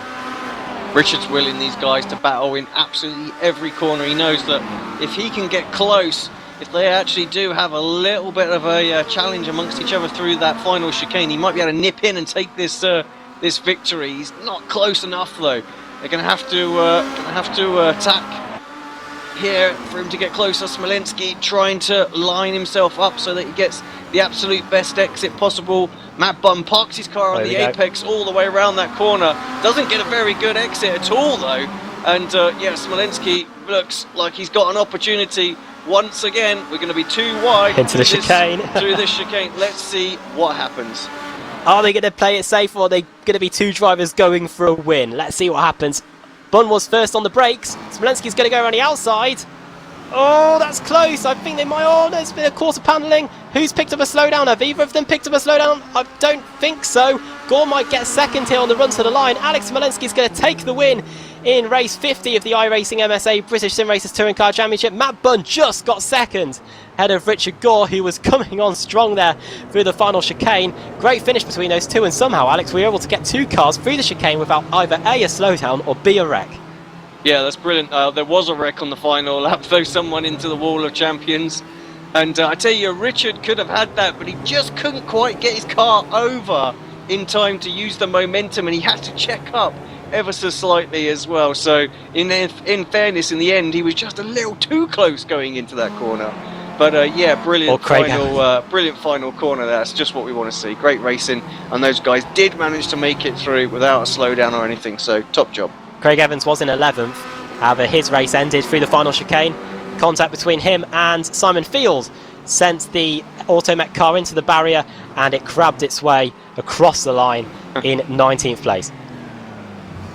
And Michael Blake comes across the line in 20th, 21st for Roy Verke, and then George Simmons is the last car on his way to the line in 22nd. 38 cars started this race, only 22 finished on the lead lap, and cars that started inside the top 10 to finish there, Alex. We had 1, 2, 3, 4, 5 this time, so more than we had in race 2. But surely more action there, and it was a thrilling race to say the least, and ended up with Alex Smolenski just getting the lead from Matt Bunn right at the very end. Yeah, Matt Bunn once again enjoying his reverse donuts, as he always does. And I'm sure he'll be happy with a second place. Of course, he is a AM driver, and the CQR Academy team leading the Pro-Am Championship in the Teams Championship. So he'll be very happy with a second place. Nonetheless, Alex Smolenski will be happy as well, taking a win for Sim Racer. So the second win of the night for Sim Racer, and the third time they've been on the podium. Oh, sorry, Adam. That is just about the most perfect donut you've ever seen. Those circles were absolutely perfect from Matt Bunn. Well, you know, hat off, sir. Yeah, top job there. Show everyone how to do it. So, if only we had proper tyre smoke and rubber being put down there, that would have looked epic for the rest of the race meeting. Great job from Matt Bunn. And that's really through the finishing order of the evening, of the third race of the evening. Of course, one more race to come after this. Alex Smolenski takes the win for Sim Racer's second win of the evening. Matt Bunn for CQR Academy finishing 1/10 of a second behind. Third for Richard Gore. It's Apex Racing's third place in a row. So you can say they're consistent tonight. Ben Hackerson fourth, Pete Newman fifth, Wojciech Savidovic in sixth. He was yo-yoing between that fifth and sixth place. Started 22nd, of course, after taking that win in race 2. Ross Balfour seventh, Dan Craft eighth, Colin Cunniff ninth. All three of those drive for Friction Racing. Jamie Fluke in 10th after picking up a slowdown along with his teammate Nick McCarron at the end of the first lap. Simon Field in 11th after that contact with Craig Evans on the run to the line.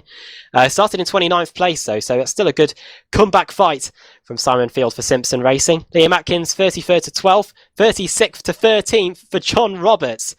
Nick McCarron 14th, 15th Andrew Whitehead, 16th, 37th to 16th for Scott Malcolm for Automech. Paul Smith 17th from 35th on the grid. We were saying before the race started how he needed a good result for his Pro-Am Championship.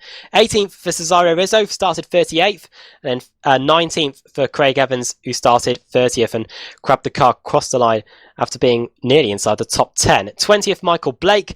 21st, Roy Verke. And then the last car on the lead lap in 22nd place is George Simmons. So tell you what, if we do get a fall for the final grid of the evening, it's not going to be as big as we usually expect. One lap down, Lorne Murray in 23rd. Or 3 laps down, Lee Berridge. Involved after blowing his engine after making contact with Diego Melro. 26th, David Baker. 27th, Michael Schalbach for Alphalatech. 28th, Russell Layler for Alphalatech after leading for the opening third of the race.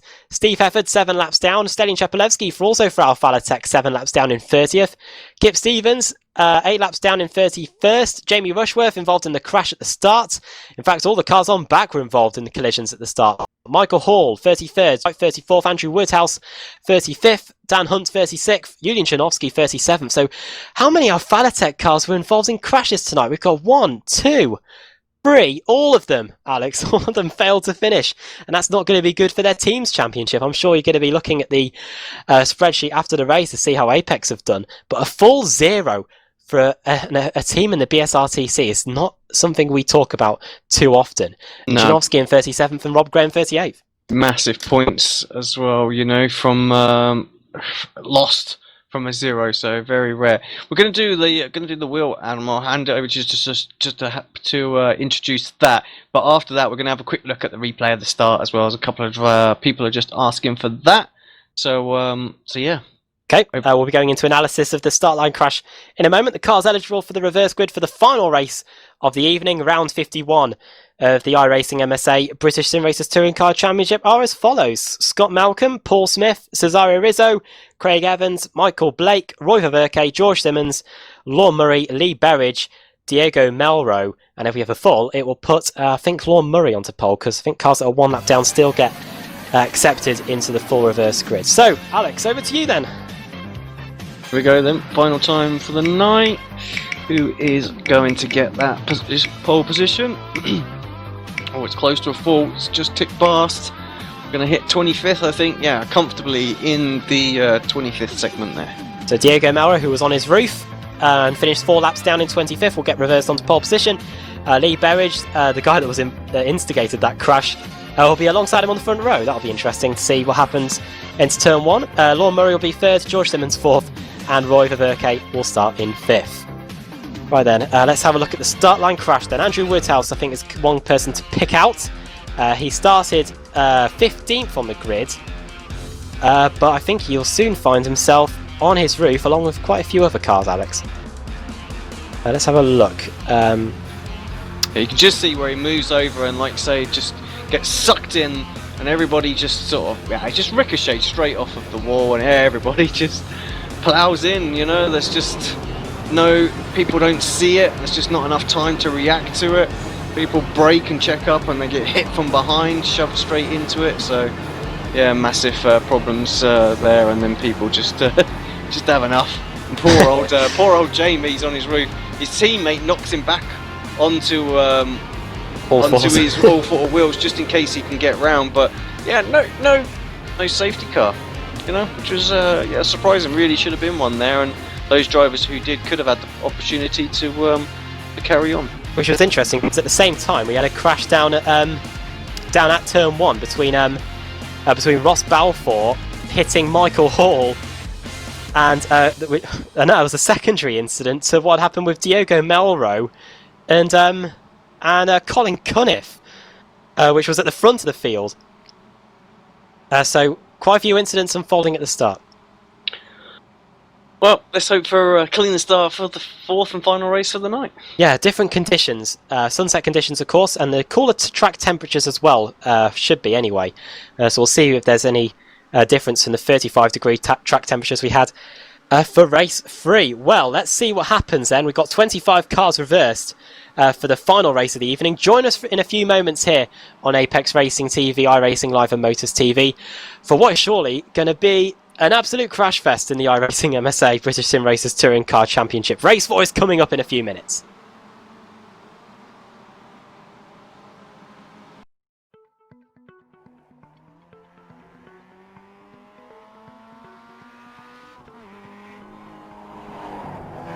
I'm Eric Hudek. I'm an engineer at iRacing. I put together vehicle models. Started earlier in the year with a partnership with Mazda and Long Road Racing Engineering, where they supplied us with access to the car data, access to their drivers to allow us to put together really high-level vehicle model, and it's turned out really well so far in the development stages.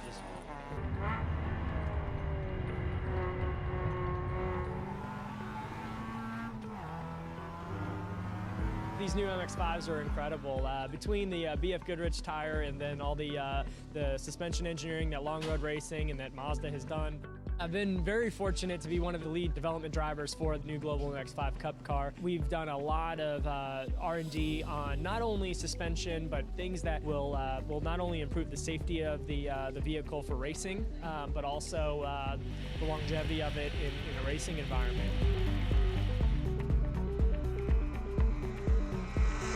A couple fun aspects have been for us, not only on the suspension development side, but the virtual world side with iRacing, actually mirroring some of the same, for instance, damper settings or brake pad changes that we've made for different compounds and such, and then we'll actually mirror that in iRacing. It's incredible to me how similar both when we're driving the car on the test day and then we're on the sim, that we're actually able to make changes in iRacing to the damper valving, and it correlates exactly to our findings on the racetrack. It was quite interesting. It was sort of the first time in iRacing where we developed a car in the sim along with a manufacturer and a race team.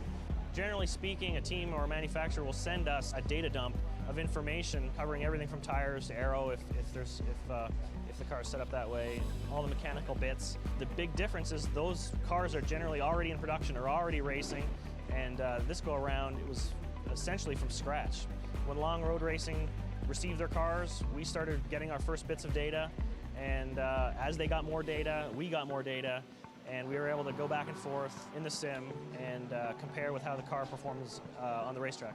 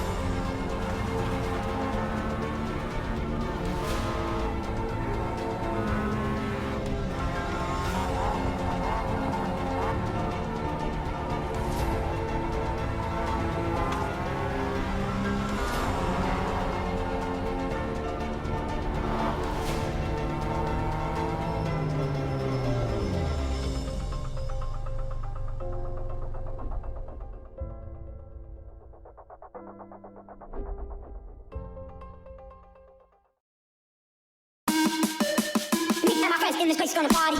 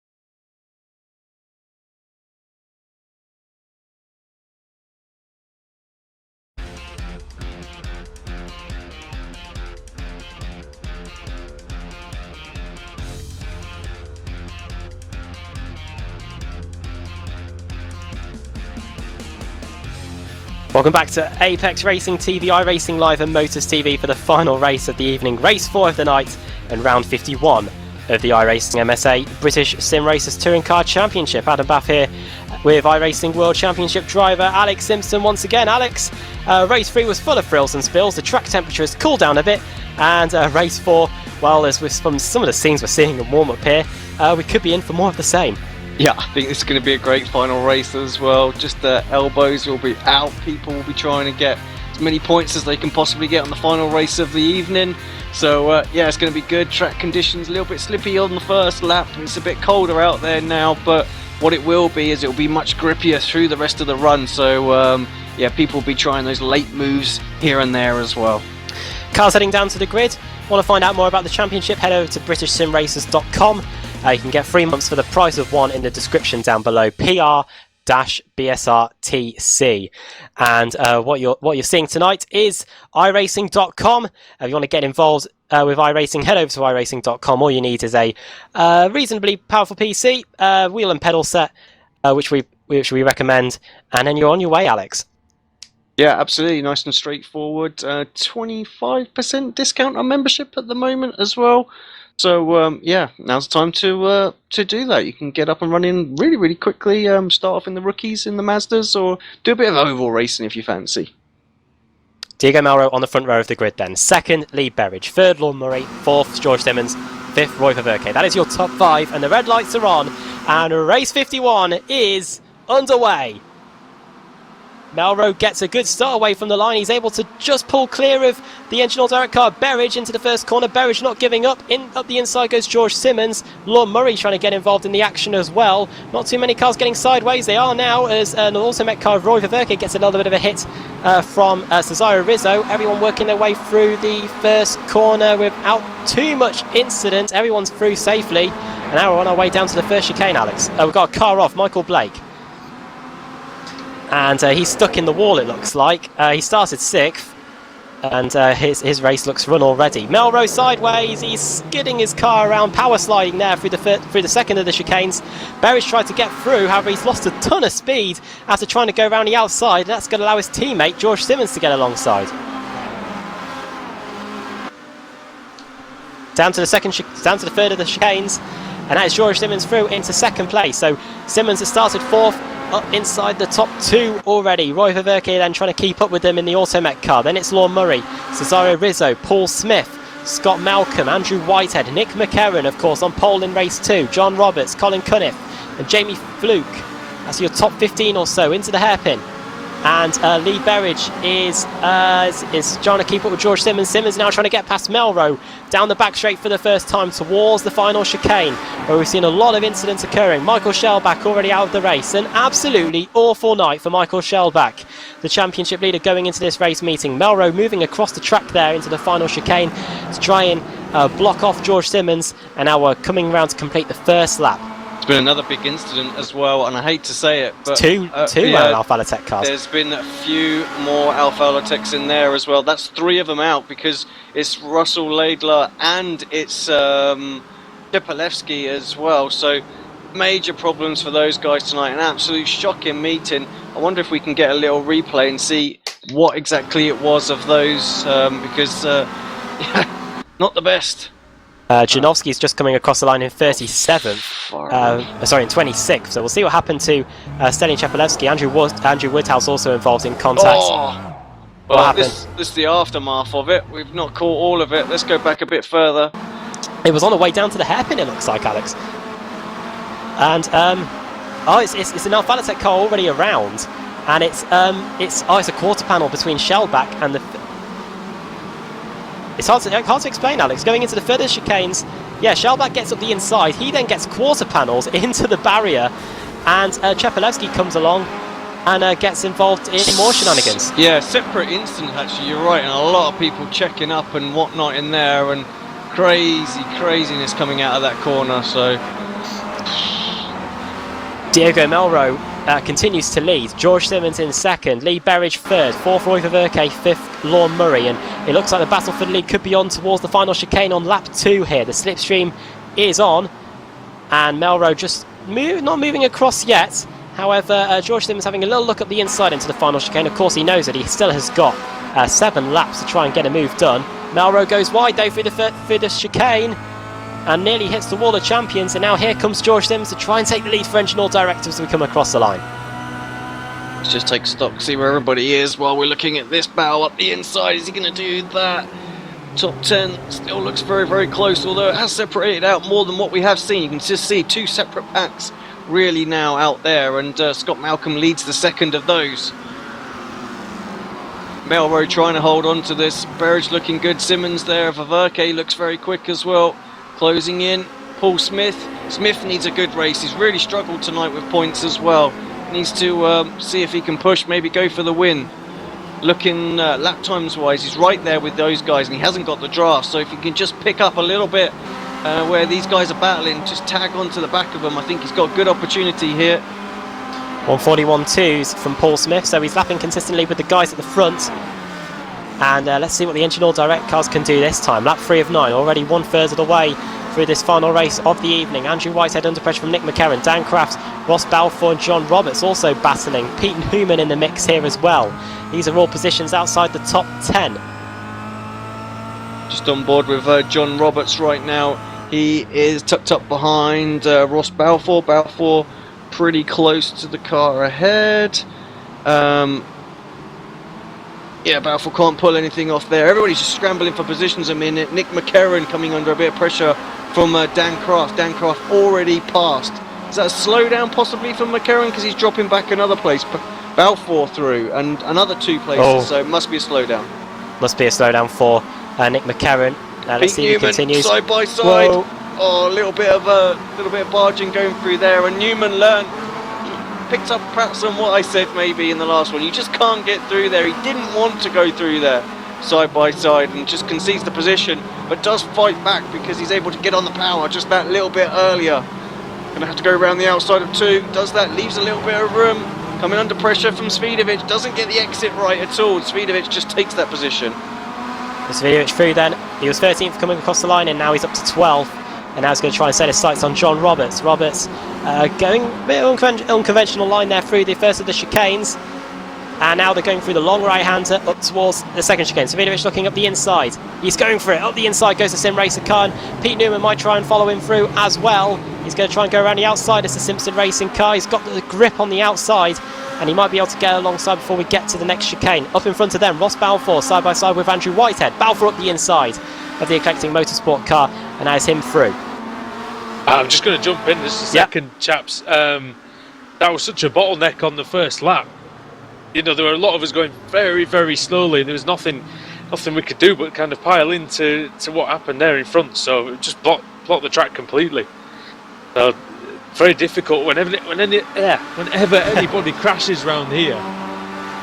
You haven't really got much hope of avoiding it. George Simmons and Diego Melrose. And Melrose comes back across. So Simmons taking his time, and he almost has his teammate Lee Berridge going into the back of him, and he almost hits the wall of champions. And now they're going to go side by side now as we come across the line to start lap 5, halfway through this race. Up the inside is George Simmons. Oh, that's so close to quarter panel. It is quarter panel, and off goes Melrose. He's sideways. He's going to come back on. I don't think he's picked up a slowdown penalty, Alex or Andrew, but he's on his way again. No, I think it has actually worked out nicely. Defended the. I mean, he was able to get the car under control so quickly there that he was able to, have the perfect apex for turn 2 and just maintains the lead. So yeah, somehow he survived that one. He's been in the wars tonight, hasn't he? But somehow he's finding a way to stay in front of that Eclectic Motorsport car. Sorry, Engine Oil Direct car, isn't it? George Simmons. Out the second chicane they go then on lap 5 of 9. This is now split the pack up a bit. Roy Ververke's got ahead of Lee Berridge, and Paul Smith, as Alex was saying, he's got the pace. He's now joining in this battle inside the top 5. The Automet car defending, lock up in front, and Melrose gone very wide, and this is going to give George Simmons the opportunity he needs towards the hairpin. Yeah, duck round the outside, Melrose defending the inside. Late braking for both drivers there. Can Simmons get that? That's slow down, surely. Yeah. And that's going to give Melrose some breathing space. He might have survived that somehow, but he was all over the inside there. Yeah. Surely, the front 2 wheels were off, I think. But anyway, he's going to carry on. Towards the chicane we go. Start lap 6. Paul Smith trying to join in as well in the battle behind them. But here we go, into the chicane. Round the outside is Simmons going to go. Melrose late on the brakes. And is he going to get the run through the chicane that he needs? He goes out very wide again. And now George Simmons is going to get the run towards turn 1. Simmons was almost on the grass down the back straight, Alex. He was looking so desperate to find a way through, and he might just take this opportunity now. Inside into the first corner, someone locked up there, and Melrose forces him wide. And Melrose carries on in the lead on lap 6. We get to the line, that'll be lap 7, 8, 9. So just under 4 laps of racing left here. Paul Smith now up into 4th place. He's got past Lee Berridge, so Berridge dropping back just a little bit now.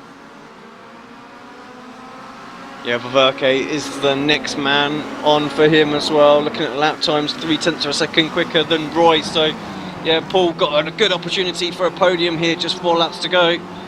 Looking a bit further back, good battles going on out there. Right now, you've got John Roberts trying to hold off Jamie Fluke. Those guys separated just by 0.2 of a second. It looks a lot less than that on the circuit right now. Fluke gets a good exit, runs up against the wall, doesn't quite hit it. Will he get a run and maybe look into the chicane? I don't think he's going to. Just puts the pressure perhaps on John here. Simmons is all over Melrose, Alex. Yeah. Into the hairpin again. This time he does go around the outside. He brakes very late. I still don't think he's quite going to make it because Melrose is going to get that inside line. Simmons to the outside now.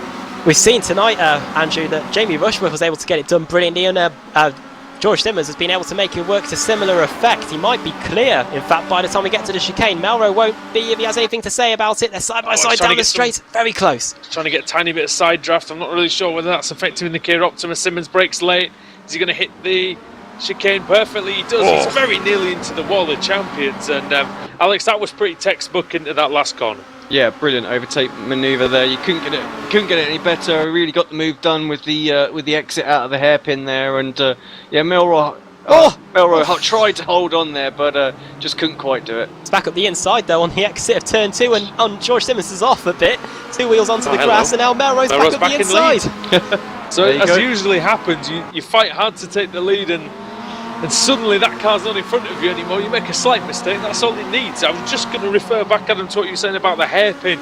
The inside is definitely the profitable line here tonight. We do see sometimes in the Kia Optima that the outside is sometimes better on the slower corners, not so much here at Montreal. Paul Smith senses an opportunity here now, because him and the Automech car of Roy Verke.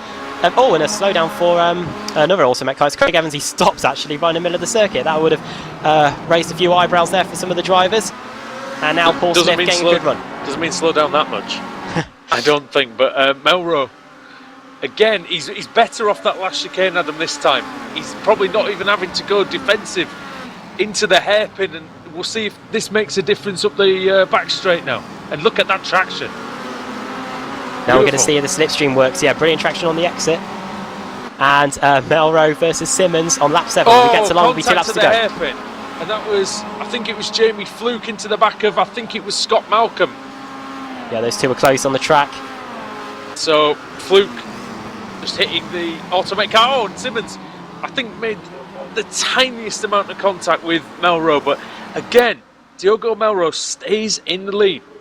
2 laps to go then, across the line we go. Let's see what the lap times are like between those guys at the front. 1:42.252 for George Simmons, 1:41.5 for Diogo Melrose. So Melrose was on it that last lap, of course, getting the lead back. And Kraft down the inside of Berridge for P5. So Kraft on the move there. Took a race victory last time out at Alton Park. Now up inside the top 5. Berridge having a little look at the inside, but no way through. And now it's those top 4 battling away then through the right-hander. 1.5 laps to go. Cracking race this, Alex. Shame I didn't get to see much of it from inside the cockpit, but it's a great race nonetheless. Yeah, fantastic driving. Everyone actually just giving a little bit of room in there in this final race. They've learned from the first 3, and yeah, there's been some awesome close stuff. Smith on Verke here. Is he going to get anything done? No, you're trying to line up a good Smith. Exit here. That does look very, very good. Surely a move into the hairpin. Does it need a feint one way then the other? It's not going to happen. Verke just holds the car on the inside. Oh, Verke very late on the brakes. Oh, goodness me. Simmons is just slightly overcooking that last chicane, the entry part of it, and It's just allowing Melrose just to, like I said, just to take his normal line into the hairpin. It makes the world of difference. And, well, tell you what, it's making a difference for Diogo Melrose in this one. Tell you what, have Mainland Racing actually won a race yet in the BSRTC? They've not even come close, and I don't think they'll even mind me saying that. Out of the final chicane, we're going to start the final lap of the race. Melrose got a small lead and it's getting smaller. Simmons got a good run out of the final chicane. Paul Smith at the same time trying to get past Roy Ververke across the line.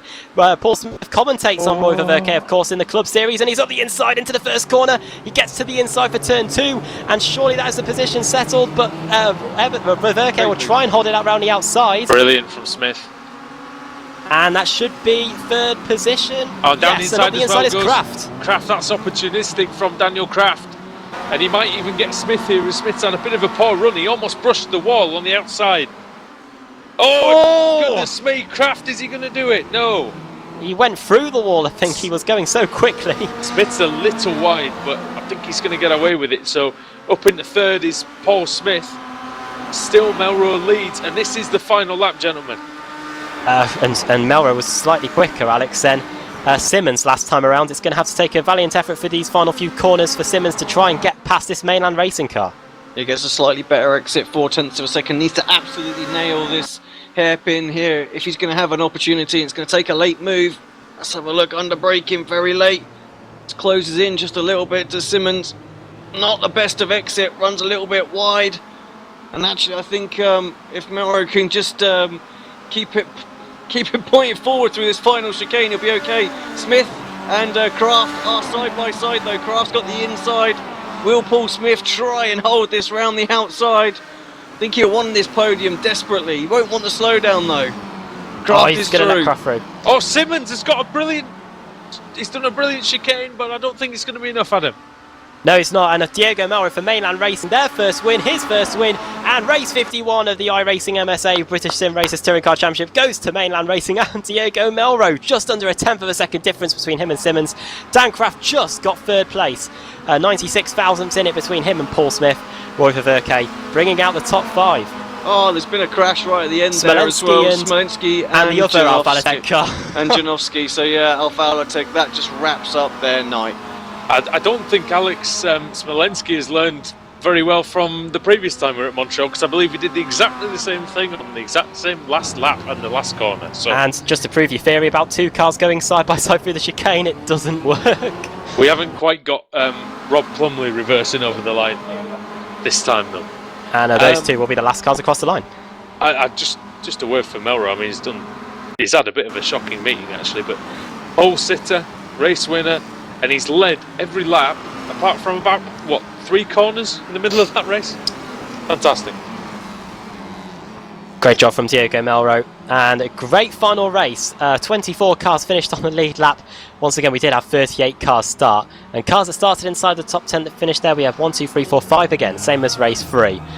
So a good amount of cars that were benefited from the reverse grid and cars fighting their way through the field. Let's run you through the finishing order then. From the final race of the evening, Diego Melrose takes the win. Started on pole, and as Andrew was saying, has led every lap bar the final chicane and turn 1 halfway through the race. George Simmons finished in second. Great job for Engine All Direct, that should be said. They are a Pro-Am team as well. Dan Kraft in third for Friction Racing. Started off a bad night for him, but it got good towards the end. Same for Paul Smith. He gets fourth. It was a podium for a brief moment. Roy Ververke in fifth. For Auto Mech, Lee Berridge 6th, Wojciech Savidovic 7th, 8th, Ross Balfour, 9th, Simon Fields, and Jamie Fluke rounding out the top 10. 11th for Scott Malcolm, 12th, Andrew Whitehead, Ben Hackerson 13th, John Roberts 14th. So you can see there we've got 3 Collective Motorsports cars finishing inside the top 15. That's a good job from them. Liam Atkins in 15th, Colin Cunniff 16th, Cesario Rizzo 17th, 18th. For Dan Hunt, 19th Jay Wright, and David Baker in 20th. Dan Hunt's the only Alfa Latek car inside the top 20 in that 4th and final race. David Baker, 20th, Kip Stevens, 21st, 22nd, Lorne Murray, 23rd, Alex Smolensky, involved in that crash with Julian Janowski on the run to the line on the final lap, and then the cars 1 lap down or more. Richard Gore and Nick McCarron, both Apex Racing, both 1 lap down in 25th and 26th respectively. Craig Evans, 27th, 4 laps down. We saw him stopped halfway down one of the straights. He was 4 laps down. Pete Newman, 28th, 6 laps down. Michael Hall, 29th, and 8 laps down. Michael Blake, 9 laps down, involved in a crash at the start. Also involved in crashes at the start were Matt Bunn, Michael Shellback for Alfa Latek, Russell Laidler also for Alfa Latek in 33rd, Steve Hefford 34th, Stelian Chepelevsky also for Alfa Latek in 35th, Jamie Rushworth 36th. Another awful race meeting involved in crashes in race 2, race 3 and race 4. Andrew Woodhouse here in the commentary box with us, 37th, 9 laps down. Gosh darn it. And you were close. And Rob Graham, 38th, 9 laps down. And that brings you the finishing order from the final race of the evening. Alex, what you've experienced this feeling many times. What is it like to come into a series and take your first win? Oh, it's awesome. Do you know what I mean? When you pick up your first victory, it doesn't matter if it's an established series or it's a new series or it's the very first race or anything. You just get a bit of respect from everybody else out there. They all know you've won one now, and your name's in your name's on that trophy, and there's no one can take it away from you. It's awesome. And for Melrose, Adam, he's had a little bit of an inconsistent start to his career in the BSRTC, but he proved that he could go wheel to wheel with a very, very fast driver in George Simmons, place his car perfectly, not get rattled. We've seen him get rattled, actually, more when he's in the middle of the pack than when he was out front. It was amazing, really. Yeah, Diego Melrose's career stats before this race meeting: 3 top 10s and 7 top 20s. That was as good as it got, really, for Melrose, and great for him to take a victory tonight. And didn't give up. To be fair, once George Simmons was through, I thought Simmons might have been on his way to a victory, but Melrose responded straight away, and he had to, really, coming across the line, getting up the inside into turns 1 and 2, was able to get the position back and held on brilliantly, setting really good lap times, and was right up there, really. He was up there all night, especially at the start of qualifying. It was just a shame that race 1 and a couple of the other races just didn't really go for him, involved in crashes along the way. So it'll be interesting to see how he progresses through the rest of the season. Mainland Racing maybe a team to watch out for, and Diego Melrose in particular. That's the only chance, Alex, isn't it? You're fighting a car that's a good half second, a lap quicker, 1 second maybe. You have to make that move back straight away. You have to strike back instantly. That's it. You can't afford to you can't afford to let them get away. You got to go straight there, and he did exactly that. Oh, we've got a few drivers lining up for interviews. We'll start with Lee Berridge, because it has been a good evening for Engine All Direct. And Lee Berridge joins us now. And Lee, it's been a pretty good evening for Engine All Direct tonight. You and the guys seem to have been mixing it at the front during some of the races. Yeah, it was good racing. Bit of a big mixed bag for me tonight. Couple of DNFs, unfortunately. One of them was a bit of a silly one, but no, other than that, I think the priority was get George to the front in that last race. He was naturally the quicker driver tonight. Has it helped the team at all, having George come across to join the team? Yeah, massively. He's a big inspiration to the team. He's good on setups. He just kind of lifts us. We all work well together. I think we've got a good little team going now, and it's starting to show in the old results sheets. Great for the team, of course. And yeah, next time in the championship, as I just load up the schedule, after Montreal we head to, as I can't even load up the page. So, Andrew, have you got anything for Lee at all? Well, I have Alex? actually. I have actually, Lee. I want to say good race for the first couple of races, mate. Yeah, me and you were having a little battle there, weren't we? We had some good. Yeah, we had a good go at Yeah. it, and it was good fun out there. It's a great track, isn't it, for racing? Really, it gives you a lot of chances. Yeah, it's fantastic. And if you could teach me where your break points are, that would be great. I've got to say, I was getting I was getting the pace up, but for some reason I just couldn't qualify the car at all. And then I got in the race, and yeah, it seemed to be a lot better. But I had some good fights, and you had some good fights in the last couple of races as well. Yeah, unfortunately, I've had a hectic week at work, so I didn't get a lot of practice time. But I was struggling mostly mid-race point. The tyres just started going off, and I was getting so much understeer, especially front left, just didn't seem to be switched on at all. So any right bend, I just couldn't get the exit.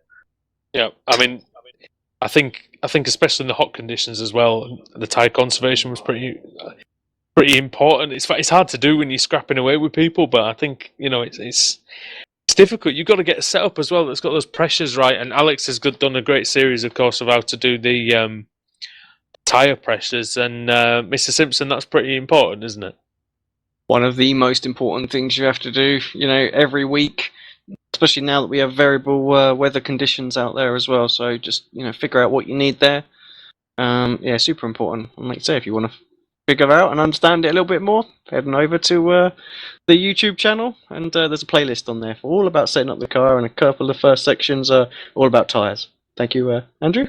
Cheap plug there, Lee. And yeah, I'll leave you with Alex. Have we got anything for Lee? No, I just wanted to say well done, really. Good couple of races there. Showed good pace all night, not just that final one. Yeah, must be happy. And actually, you seem to be there or thereabouts, showing some pace in these sort of like the second and fourth races more often than not now as well. So definite strides and steps moving forwards. Yeah, slowly getting there. I think I'm struggling at the moment. I've changed jobs, so I'm not getting a lot of practice time. So coming into the race, qualifying, I'm quite low down. So the main focus is getting to that reverse, and then it kind of starts to pay off dividends later on in the evening. Oh, well, Lee, good job for Engine All Direct tonight. Yeah, some incidents didn't make it the best of evenings, but yeah, we'll see you at the next race meeting at Road America. Yeah, great. Not a bad little track. Thanks for talking to us. Yeah, take care, guys. No, great job as usual. Thanks, Lee. Lee Berridge there, French and All Direct.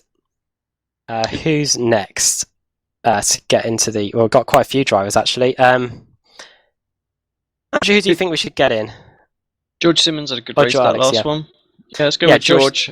And then we perhaps we can get the friction guys in together, and then do Ben after that. So let's grab George. Okay. Josh Simmons also driving for Engine All Direct, moved across from Eclectic Motorsport during the season and was very close to getting a race victory for Engine All Direct. George Simmons joins us, and that was a pretty good race. Started fourth and was just under a tenth away from taking that race win. I think I was a lot closer than that. I was leading it, wasn't I? I think probably 7 laps in, and yeah, don't know what, I probably got a little bit too carried away, too much throttle, and decided I'd take the rallycross route round turn 1 and gave it back to him. I spent so much time working on it, and yeah, Diego drove a brilliant race. It was, really good fun sitting behind him. We both gave each other enough room the whole time, and he defended exactly where he needed to, and yeah, he thoroughly deserved the win. I think it was really good fun.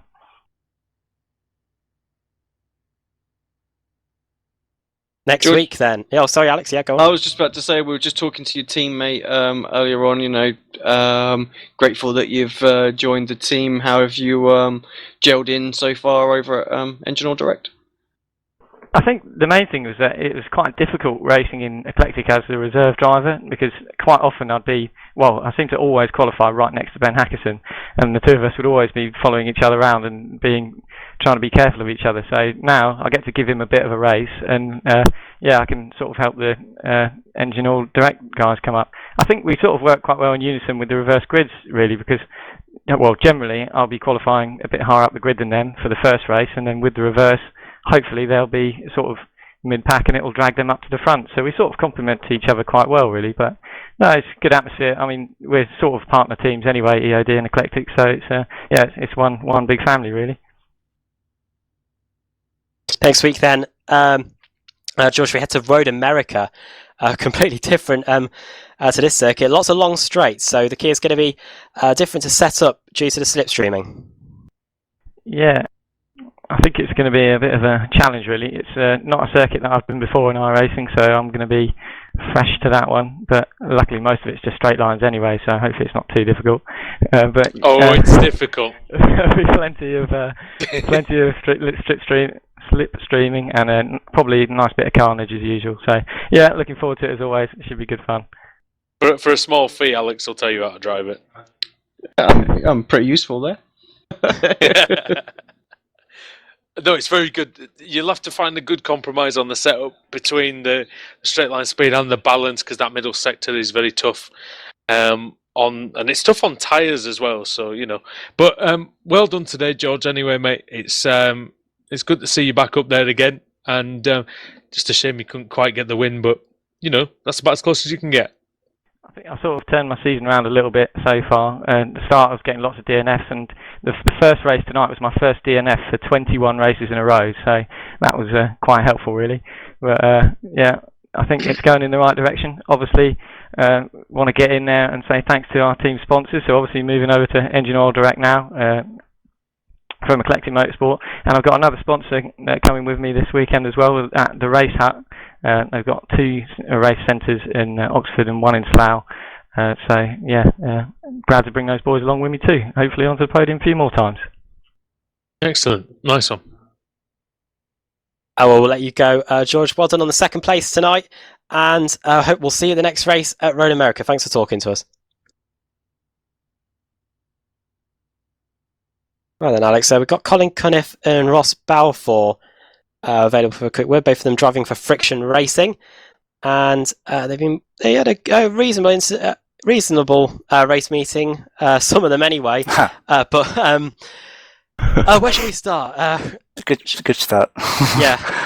Well, we'll start with you, Colin. Well, in race 2, in the final race of the evening, you finished in 16th. I can say you were all over the place really in all 4 races. You could say that. No, qualifying went awful. I only got 1 proper lap in, so I started about 17th. I was hoping to at least be in top 10. Then it was just a case of survival, really. Had a team talk after quite a few bad weeks, and I felt the need that we're just trying to survive the last few races. So I just said, look, we just have to go for it now. I lost quite a lot of points in the last few while, so just go for it, have fun, doesn't bother about getting in, and that seems to work. 4 finishes is the first time I've had that in a long time, so I'll take that. There was a moment, I think, in race 3. I think you were side by side going down the straight towards the final chicane, and there was a bit of contact there. Race 2 possibly. Yeah. Race 2. Well, race 2 was a bit of a disaster for me. I misjudged my braking on lap 1 and took out Dave Baker. We both got a slow down. It took us back, and then his teammate Michael Hall sort of came together going into the final chicane. I don't know what happened with that. Like, I looked at the replay and just he seemed to come across me a little bit, but I still had about another foot on the left. I didn't really go any more left, so it's probably just a racing incident. But after the last few incidents we've had, it'd probably be a penalty to myself. Well, next week then, Road America. A bit different to Montreal, to say the least. The car's going to be needing to set up a bit differently then. Oh, well, I love Road America. It's one of my favourite tracks in iRacing. I've always went well there. It's a great track. It's got everything for a car that tests it. As a driver, it is really tough. There are lots of overtaking opportunities as well, so it's good to get on these open tracks. The last few have been quite tight, so overtaking's been difficult, but it's good to get on, start getting some proper racing tracks again. Andrew, have you got you going to chat to Ross, I think? All right, okay. News to me. Hello, Ross. How's it going? Are you well? Yeah, not too bad, mate. You had a little bit of trouble in race 2, I believe, was it? And also, was it the start of race 3? Wasn't it? I think you had a bit of an issue, but apart from that, how did you make of this Montreal meeting? Well, I've got 3 finishes, which is probably the most amount of finishes I've had in the past about month and a half. So I've had a pretty trouble ridden the last 2 months. I've been hit off left, right, and centre and getting penalties. And so the fact I can finish 3 races, 2 of them in the top 10, I can be happy enough. The racing out there was pretty insane. There was just cars in the first couple of races just going everywhere, and you just had to kind of survive. And you saw yourself racing there as well. So, but yeah, no, decent enough round. And next week, I don't own Road Americas. I don't own it, so I need to buy it and then learn the layout, because I don't actually know the way it goes. So that'll be interesting as well. As most of these rounds, I'm kind of learning them as I go. But it was a decent round, and Friction seemed to get a couple of 3 in the top 10s, which is nice. Haven't done that in a while. Yeah, it's very positive for the team to rack up the points. I think you're going to really like Road America. It's a real test for the car and the driver. So as long as you don't overdrive the track, you should be okay. It suits the front wheel drive car as well. It's quite tricky in the rear wheel drive, so the Kia should be okay. Except it does, of course, get quite a bit of understeer. How's the season going in terms of what you expected versus what you've actually done so far? It seems like the more pace I have, the worse I do. The first 3 rounds, I was up to about 5th in the standings when I was just learning the car, and since I've actually started to get pretty decent pace in the car, I've just had the worst luck. I've just been involved in huge collisions everywhere. People have been crashing in front of me, and I've been left with nowhere to go. I've been hit off and stuff, and a couple have been my fault as well, in fairness. But I guess what you expect when you're new to this series. I'm way down, probably about 18th in the championship at the minute, up from 5th. So I've got a lot of work to do. But it's enjoyable, and some extremely frustrating than others. It's just trying to avoid the wrecks is probably more a skill than your actual pace you have. So it's I'll learn as I go, and it's I had fun tonight, so I can't complain too much. I'm quite happy Excellent. with his progress. He's came on pretty well since the start. He's learned the car, and he's taken to it, so we're quite happy with his progress. But like I say, he just needs to learn how to sort of maybe take a step back to take 2 steps forward, and we'll progress a lot further. I think that's the key, isn't it, with this series? Yep. We saw that massively in the Winter Series. A couple of drivers allude to the fact that it was just the imperative thing was to get 4 finishes every night. That actually gets you right in the shout for the championship. If you can avoid the dinners, the way the points work is so key.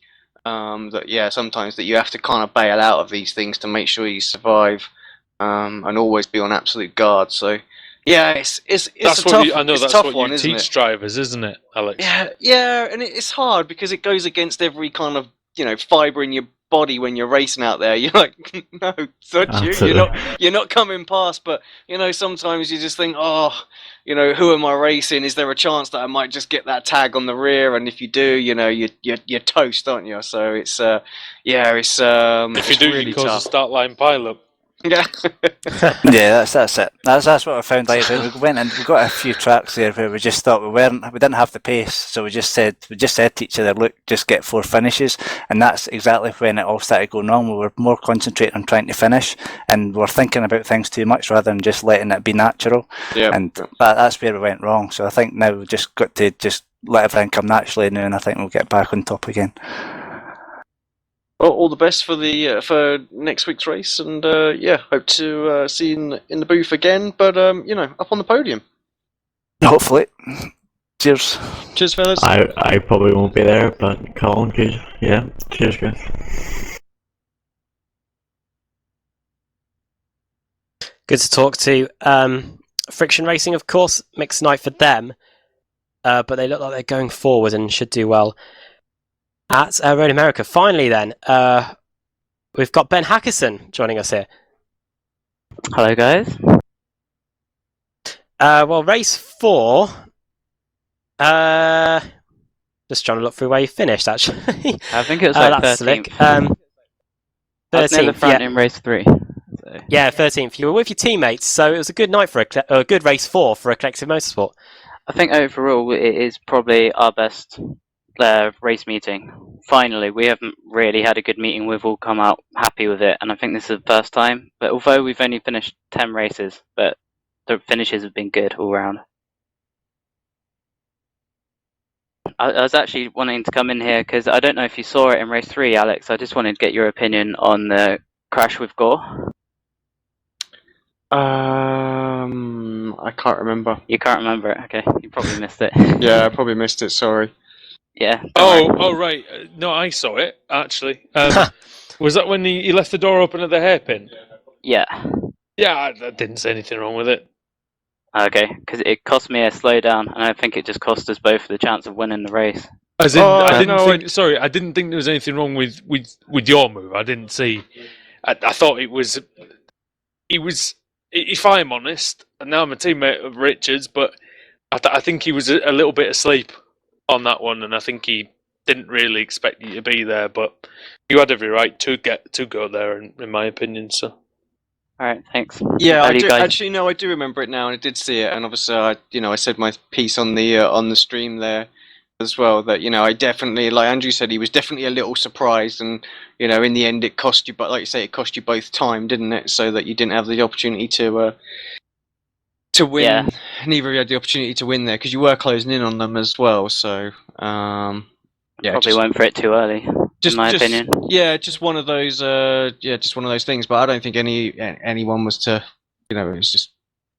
You didn't. Right. Incident. You didn't crash off or anything like that, did you? It was just a little bit of a, bit of a scuffle. Yeah. Front wheel drive racing. Next week, Road America. What's your opinion of that track? I love it. It was one of the first tracks I was ever quick at, so I've put many hours into it before, and I should have won last Pro Series, my first ever one. So looking to make up for it, I guess. Hopefully, yeah, and it's good to see a collective motorsport up the front. I know, has a loss of George Simmons been a hit to the team, or is it not really changed much?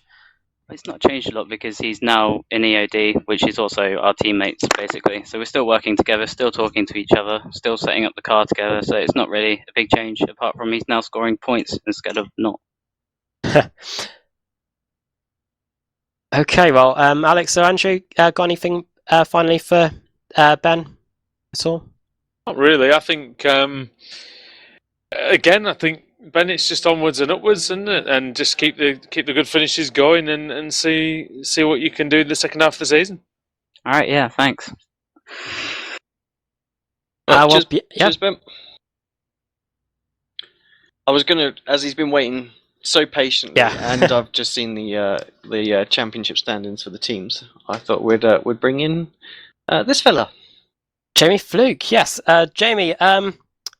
It was being a very good night. You were third in race 1, third in race 2, but then the action really seemed to kick off in the final 2 races. So it was a reasonably okay night for you. Yeah, I'll say one thing though. This is probably the first week since Watkins Glen where I've actually felt like I'm on the pace. So I actually got to enjoy tonight and start overtaking people and having a bit of fun with it. Race 3 and race 4, yes, well, a fair bit of contact was made. Different points of the race, and I think over the course of the evening I had 6 slowdown penalties from the chicanes, so did fall back a bit as well. But yeah, I'm pretty content with how the nights went. I've just seen updated standings. I think it was second for the week as well, so it's hopefully propelling me back towards the top 10 again.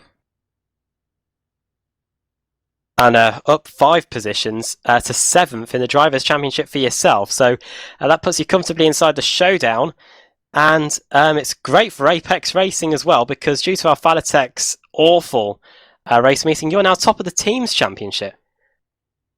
Oh, that's a little thing I haven't actually noticed, so yeah, it's very good for Apex. I noticed, Jamie, in the first couple of races, he had a bit of problem with slowdowns. It seems to be a pattern on this circuit, doesn't it, in terms of, it's so easy to just get them, isn't it, especially on lap 1.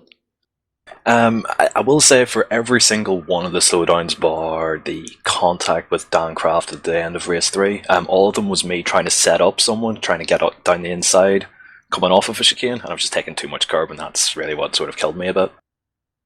Okay. But yeah, they're painful slowdown penalties around here as well. It's a dogfight out there tonight, though. You really had to get your elbows out, get the old boxing gloves on, because it really was a fight. Oh, it's a proper scrap out there, but that's what makes the Kia racing so entertaining, and what makes it very good to watch as well, is that everyone's willing to scrap it out, and it definitely brings some very good racing with it. So, Alex, anything for Jamie? No, just congrats on a good all-round meeting, moving up in the table. Obviously, you had the weeks that you missed, and you were able just to sort of, just do your thing. So back positively in the top 10, where you want to be. Really, obviously, I know the goal and the focus right now is all about the the showdown at the end of the year. Yeah, definitely. And also, just one other thing, because Ross earlier didn't mention it, but Northern Ireland won a game at the European Championships this afternoon, and I couldn't be happier. And there we are. I think, Adam, that says it all, doesn't it? Yeah, I think it does. And two very happy home nations tonight. And well done on the 2 third places. Shame it didn't work out really in the other 2, but it's great for Apex Racing, Jamie, and we'll see you at the next race meeting, Road America, next week. Road America should be a lot of fun. Yeah, looking forward to it. Chat to you then. Cheers, guys. Well, I think we can round off with saying that Montreal, we haven't been here for 2 years, and I think we can say, can we come back as soon as possible? Because 4 fantastic races, Alex. Yeah, we do love it here every time, and we do have some great races. I mean, you would think overtaking would just be free-flowing, but it's not. It's difficult, and we see a lot of instances today where people have been trying to pull moves off, and that's kind of what we want. We don't want it to be like a slam dunk easy overtake, and it's just it's been a good mix of races out there with different drivers as well, and the reverse grids work really, really well. And we've seen new winners today in the series with Diego here in this final race. So it's just it's great. That's what we want. And Andrew, from being in the mix in the 3 races that you attempted tonight, I attempted all of them. Yes, I attempted 4, but it didn't really. A total of one lap really in the last 2. So yeah, you can agree with Alex about how this Montreal circuit does mean it's difficult to get those moves done. I love it so much. I love the circuit. I think it's a great challenge. I think the racing is excellent. I'm a bit, to be honest, I'm a bit annoyed, a little embarrassed. Race 3 wasn't my finest hour. Race 4, there was nothing really I could do, but it's just a special track. And I know we had a terrible F1 race here last week, but that's more of an anomaly than really a statement about this circuit. It's a great track. Look forward to coming back here, and I couldn't enjoy it anymore. Really, should really commend you on your race 2, 25th to 8th place. That was I'll take that. A good achievement. That's the only bit of glory I'll get today. So yeah.